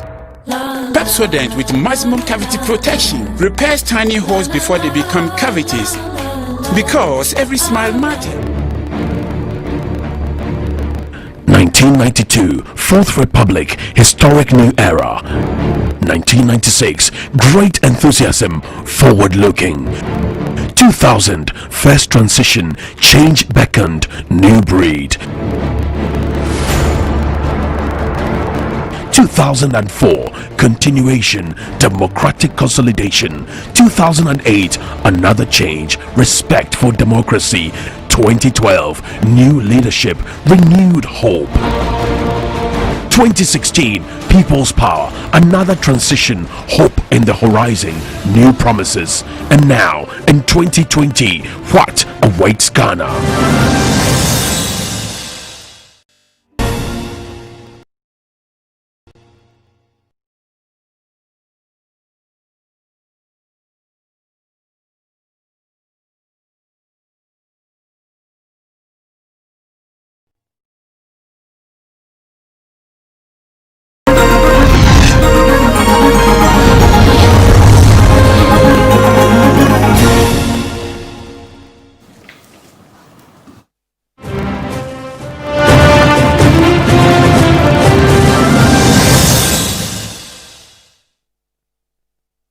Welcome back. You're still watching and listening to The Key Points live on TV3, also live on 3FM 92.7 and online at 3news.com. Also on our Facebook page, TV3 Ghana. And today's edition is the 2020 election special. We're bringing you all that you need to know ahead of the December 7, 2020 polls. Particularly now, we're going to be turning our attention to issues of security. And issues of security ought to be taken or paid attention to clearly and decisively, because it has implications for the peace and stability of our country before, during, and after the elections. And so we're going to be looking at that. In the studio with me, we have COP Bright Udro. He is the former Director General of the Criminal Investigations Department of the Police Service. Next is Colonel Festus Aboagye, retired. He is a security analyst. Good morning, gentlemen. It's good to have you. Good morning. Here. And so we will be looking at some issues of security that have come up. First thing we'll be looking at is the number of flashpoints that have been identified by the National Election Security Task Force. 6,178 is what we are told we have, and we need to understand exactly what that entails and what the implications are for that. Let me start with you, COP Bright Udro. Your general thoughts about security as we go into the December 7 polls, just 2 days away. Thank you. I think from the perspective of the police, we don't need to worry so much, because there has been assurance that they are there to ensure that before the election, during the election, and after elections, there will be maximum security. And so from what we have heard and from what the police have assured, I don't think we need to worry so much. They have made plans to police the polling stations, and also ensure that after the elections, they will also be there to ensure that security is provided. So I don't think we need to worry so much about that. Very well. So 6,178 flashpoints, quickly, is that an increase over what was identified in 2016? And if so, what should that mean for us? I won't remember the number of flashpoints that were identified in 2016, but it's the police that determine which location will be a flashpoint, which police station will be a flashpoint, depending on their intelligence, the intelligence that gets to the police. Flashpoint is a polling station where the police believe that there will be troublemaking if they don't make sure that they put in place security measures to contain any threat to security. So if the police say 6,978 flashpoints, 178, 6,178. I don't want to dispute that because they have the intelligence and they know which areas we can easily have problems. We can easily have trouble. Right, very well. Now, Colonel, moving into, I mean, it's just 2 days to elections. As an expert in the area, what would be your assessment of security so far? And then we can touch on the flashpoints and what it implies. Well, once again, thanks for having me. I think Chief has, set the scene very well. We saw the police, should I say, final mobilization on the square, where they were issued, among other things, with an aid memoir on how they're supposed to conduct themselves as actually police and other security services. And this comes on the tail of, I think, some confidence building, show of force, keep fit, marches, probably a couple of them.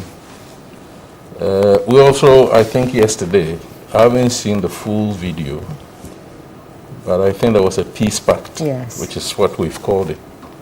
I mean, that statement, that caption is loaded. The peace pact suggests that there are existing underlying tensions. So for the two leading members of the two major parties to come to the table and demonstrate, convey that message to their followers particularly, and also to other audiences, including the international community, that they're going to commit themselves towards peace. I think all of them augur well for the elections. My sense is that the public images are one side of the debate. What really happens in the trenches, at the front line, entirely different. When the rubber hits the road, how the security personnel will implement, execute, put into effect the content of the aid memoir. How are they going to be neutral and impartial? How are they going to be measured professionally in the use of force, if they have to use force? That we need to wait and see whether indeed that will be the case. Indeed, we need to wait and see whether the messages conveyed by the two leading members of the two parties have really gone down to the full soldiers, and whether we're going to have peaceful elections or not. But otherwise, I want to believe that maybe we've done all that we need to do, and we still need God's grace, to help us as a people to remember that what is at stake is the future of this country, and we shouldn't destroy it just because we want to gain political power. Right.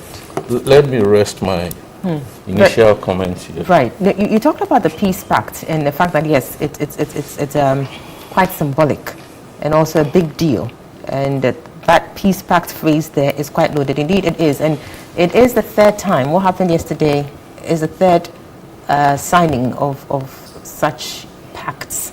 But what we've noticed, though, is that in 2012 and 2016, when they were signed, we still had some skirmishes here and there. And so people would ask, well, you go sign these things and then we see skirmishes. I mean, if not on a wide scale, at least we do see some some happenings here and there. And so again, we go into it a bit cautiously optimistic, which definitely is not a bad thing, neither is it necessarily the best of things. So how are we to, as voters or as citizens, to take that symbolic event that happened yesterday and be confident that yes, we are going to have this totally stamped out, any skirmishes stamped out from the process on Monday, and indeed beyond that, because elections don't end until results are declared, and in between those times, anything can happen. Well, I think you've even gone too far back to 2012. But nevertheless, that is part of the context. We need to look into this Fourth Republic. And remember that because of the heightening levels of so-called political vigilantism, we tried as a people to put in place certain mechanisms. So we established this Act 999, I suppose, to criminalize, if I should put it that way, all acts of a political vigilantism nature. Now that act, to start with, was hollow. It's only on paper. We have not dismantled those groups which were listed in the schedule or the annex or annexure of that act, 27 of them. And I argue that if Parliament didn't know that these groups existed, then they shouldn't have listed them there. Right. The fact that they listed them there, meaning that those structures were on the ground, and therefore we should have gone the next step to dismantle those groups, let them account for their weapons, their ammunition, declare their funding sources, and ensure that we clean the slate and start. It didn't happen. We have recent cases during the voter registration. By the book, which I've written here, there were a number of cases during voter registration which were classical political vigilantism cases. Maybe the police has taken certain actions, but as Professor Asante said, most reverend, a couple of days ago, the police has not deemed it necessary to inform us as to what they have done. And obviously, there are big fishes in that category who probably will never be dealt with. So the evidence, the historical evidence, suggests, and let's remember, February this year, MPP signed the Code of Conduct for Political Parties under the auspices of the NPC, Peace Council. In June, NDC signed. And yet, come July, August, the violence continued. Now, when you use that kind of data trends, there is nothing to convince anybody that 7 December will be absolutely free of any violence. But let's hope that violence will not occur. Now, if you want me to stop here, I'll stop. So that Chief comes in. No, that's fine. I mean, if you still have something to say, why not? But definitely there's enough to go around. So. The flashpoints, by definition, or in academic terms, are areas, one, with a history of election-related violence. You have good examples, and for purposes of this discussion, when you mention Ododo Diodio, you know that it's in the history books. Sure. You know, a few other places like that. Or sometimes there are existing conflicts. It could be chieftaincy disputes, it could be land disputes, which take on the dimension or character of politics or politicization. So come election time, that dynamic now makes it a bit volatile. All the political parties, are contesting too rigorously, or that kind of stuff. I want to recall that in September, or whatever it was, on the 22nd of either September or October, we were given a figure of 4,000 flashpoints. Within 1 week or 2 weeks, the figure was appraised upwards to 6,000, which is what we're dealing with now. Yeah. And I suggested some weeks back that by this time, as we're getting closer to 7 December, that figure probably has gone up. In this book, I've used 3 variables to contextualize the significance of flashpoints. One of the variables is the flashpoint itself. Now, 2012, this thing doesn't allow me to see very well. 2012, there were 1,000 flashpoints. 2016, it had jumped up to 5,000. And 2020 is jumped up to 6,198. The other variable is the spread of the violence in terms of constituencies or whatever. For 2012, there were 24,000 ballot stations that were estimated to be associated with flashpoints. 2016, it had jumped up to 28,000. And then this year, 2012, we're talking of 93,000. So when you use these 2 parameters, you see a clear picture that the elections have become too volatile. And the third parameter or variable is the response in terms of the number of police or security services. So 2012 you had 41,000, almost 42,000. 2016, 53,000. And then this year, we're talking of 62,000. Yes. Now, I don't like to argue with politicians, but I want to look at the data. The data suggests, and if you can see the page, you see that the line is going up. Our elections have become too volatile, you see, because of the underlying causes. Right. And I think this suggests that we need to be careful going into 7 December. We need to be extremely careful that we do not allow this data to hold true. Otherwise, the next time I'm talking here, I might be saying that I told you so. Sure. You know, so let's be very, very careful as Ghanaians, you know, because the signs are not too good. And I have a few more things that I will say as we go. Very well. I'll come back to you. Now, COP, again, yes, the number 62,794 is what the IGP says would be the personnel that would be deployed on the day. And you're looking at the number of polling stations put out by the EC chairperson, I believe on Monday, being 38,622. So, I mean, if you were to do the math, looking at the number of personnel to be placed at a particular polling station, would you say that would be adequate? And this isn't to preempt the plans or the operational activities of the police, but obviously we have these numbers, and so we can engage in, you know, whether or not they are sufficient and all the issues that come with it.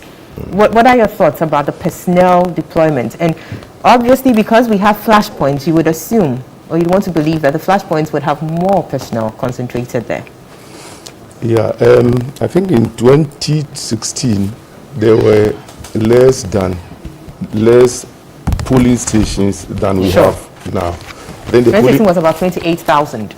And now it's about 38,000. So the polling stations have increased as well. So we expect to deploy more police personnel. I think 2016 there were about 48,000 police. 53,000. 33,000 security officers that were deployed for police station duty. This number, this year's number of security officers include those who will also be on patrols or who will also be on standby to respond to emergencies as they occur. Apart from that, there are officers that will be deployed to various polling stations.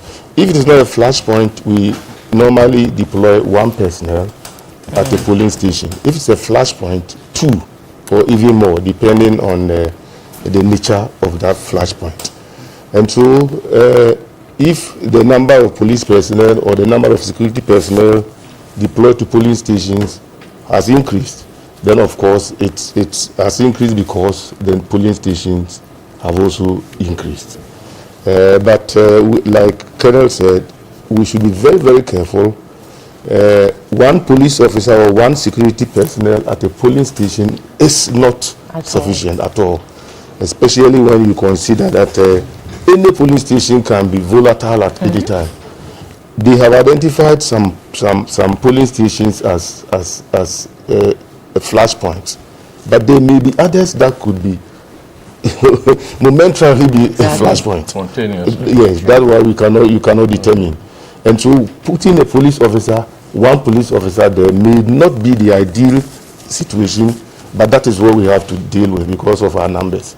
68,000, 38,000 police officers or security personnel, which includes those on patrols, those in vehicles that are to respond to emergencies. I don't think the numbers are enough, but that is what we have. So there is no way we can have a better number than what we have now. Right. So obviously, this whole thing about security would go beyond the security agencies. We as citizens, the political parties obviously have a responsibility as well. But the concern then is, there's a likelihood then that people would want to resort to these vigilante groups who have been, or which have been banned by reason of the Vigilantism and Related Offences Bill, but have not been disbanded. And so the likelihood of these entities coming to the fore or being at play really and truly is quite high, given what we have, the context that we're operating in. And so what would be your advice, Colonel, going into it, citizens, political parties, to ensure that the inadequacies or the insufficient numbers of police and the security agents, because obviously the number here includes Ghana Armed Forces, the police service, fire service, immigration and customs, to ensure that we get the security that we need? Well, first of all, on the concept of the election security, which Chief mentioned, I think the IGP has taken pains to explain that one at a ballot station is not enough. But as he's saying, that is all the system can manage. However, the way they configure the security forces is probably what gives them that flexibility to be able to quickly react. So in addition to that static police officer at a ballot station, you have the patrols linked up by communications with the ballot center, so that a patrol, as we saw at Ayawasi, for instance, could be directed to a place, as Commissioner said, Chief said, spontaneously, degenerates. Then you have the rapid reaction, which is what really gives the system the flexibility. Now, I take pains to explain that we need to be careful as Ghanaians that the military in democracies, and in this book I've said good democracies, have no role to play in election security. It is the ideal that we must be aiming at. Now, when you make this argument, then they tell you, but the CDD survey says that so many Ghanaians have full confidence in the military, followed by the election commission, and then the police. I mean, you don't build a nation like that. If the police is not up to its task, and we know the reasons why, let us build a police, create a police that is fit for purpose, and let the military stay and do the work for which the Constitution says that they should be created. I've suggested that the more we include the military in election security, the more likely that we'll be eroding our democracy. Now let me come to the numbers, or the other side of the debate. I've heard many messages appealing to the youth, the youth. But when you read and write, or you write and read about political vigilantism, it is not that ordinary person who by himself or herself becomes a freelance political vigilante. They are mobilized. Now, who mobilizes them? It's the political parties. So the message must go to political parties, especially the party that is in power, that has control over the coercive tools of the state. That is where the message must be directed. Now, I would argue, as indeed I've done elsewhere in this book, that it is not even the 27 listed in the Act 999 alone that we're looking at. But we all know that increasingly the national security outfit has become another force, contrary to the Constitution. And we heard a few days ago how they assaulted a soldier in uniform. You know, so that national security outfit is political vigilante group that has been clothed with the powers of the state. You know, and as the commission said, Emil Shaw's commission, they recommended that it must be dissolved and the national security outfit must go back to the Constitution and coordinate policy, which is why we set it up. We didn't set it up so that we'll arm the operatives, that even at a ballot station, as someone say, you pull a pistol, a handgun, in full glare of the public, on a police officer in uniform. I mean, this is where the danger is. I'm trying to be very, very objective. Sure. The danger is not the youth. The danger are the political actors who have mobilized, whether directly or indirectly by affiliation or otherwise, mobilize the youth to go and do these kinds of things, which go against our democratic principles. Which is why I believe the message now to the youth is that when they come to you, you then ask them, where are their kids? But the because obviously, sure, the inducements would overpower. Yesterday, there were all sorts of messages running around about how votes are being bought with monetary inducements. So because of the money, if you find a youth, and indeed there is some relationship or correlation between unemployment or youth unemployment and the tendency towards political vigilantism. If you give them money because they are not gainfully employed, they will take the money and go and do their job. Right. You know. Sure. But of course, we cannot fault the state or fault the government that it has not created sufficient jobs, and therefore political parties must stop. You know, and when I say political parties, I mean political parties. Sure. But the greatest responsibility rests with the incumbent government. Because that is the only structure that has control over the coercive tools of the state. Right. COP, you were nodding in agreement. Political vigilantism. For now, we cannot identify any political vigilantism. I don't think we can now. But what has been happening is, like Colonel said, you hear national security operatives doing this. Let me go back a bit. When you say we can't identify political vigilantes, what do you mean exactly? I don't think we can now talk about Delta Force. We can now talk about this and that, because I don't think they now exist. But those attached to the act, that annexure, names. The names were mentioned. And until they are disbanded, the presumption is that they're still in existence. Because the act makes specific provision for the disbandment. Yes, I understand. But as I was saying, you don't hear of them these days. Unlike those days when they started operating and causing a lot of mayhem. These days you don't hear of them. Maybe they have been disbanded on the quiet. Maybe not. Maybe they are not operating. That is why we are not hearing them. But I'm sure some of them have been absorbed into this national security operation. I'm sure some of them, because what they are doing is not different from what those vigilante guys were also doing. What the national security operatives, you hear national security operative doing this, beating, pulling out a soldier in uniform. If he were not even in uniform, that might have been a different thing altogether. This man was in uniform, a soldier, pulling up a gun at a uniformed police officer.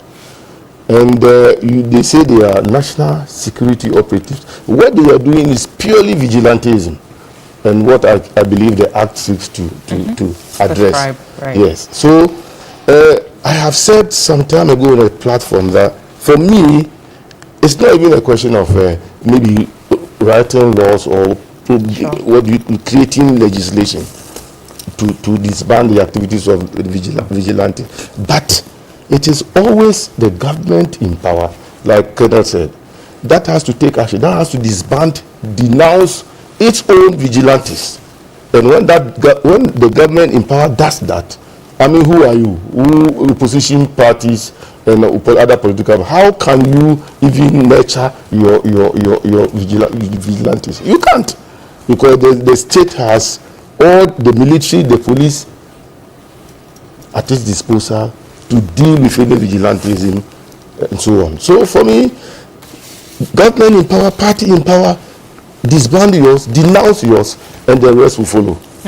Very well. I think we need to be wrapping up here. I will take your concluding remarks, Colonel and COP. He starts or I start? You start, Colonel. So we remember on the eve, very close to the voter registration, the president, I think in his 14th address, which I've covered in the book, told Ghanaians and the international community that the election happening on 7th, and indeed including the process towards it, were not ECOWAS elections. That was the philosophy that, guided the process, if I should say. Since then, Cote d'Ivoire has held its elections, and there was no interference from the neighboring states of Cote d'Ivoire, at least not from Ghana. I think it was 31st October. In November, Burkina Faso, in spite of the threat of terrorism, real terrorism, also held its elections. And I want to believe that no ECOWAS country interfered with the Burkinabe elections. 7 December is Ghana's turn. I think we should expect all our neighbors, whether they've done their elections or not to attempt to interfere in the elections, because that will go contrary to the spirit of ECOWAS. Sure. They must leave this business to Ghanaians alone. Very well. Thank you for that. That's my last message. Sure, thank you, and that's an important one. COP, the little I would say is go there and vote, leave after voting, and then when you want to observe the counting after 5 p.m., you come there and then observe. Nobody should go there with arms. Nobody should go there with the mindset to cause trouble, because I'm sure the police will be there to deal with you. Thank you so much. On that note, we bring conversations here to a close. It's been COP Bright Odro, former Director General, CID Police Service, and Colonel Festus Abuaji, retired security analyst. And indeed, we'd say thank you for making a date with us on Monday, 7th December. Do well to go there and exercise your franchise. Vote and vote decisively. This is a Keep On. So we're back here same time next week. Stay well. Thank you. Thank you too. I made this too short. You gave all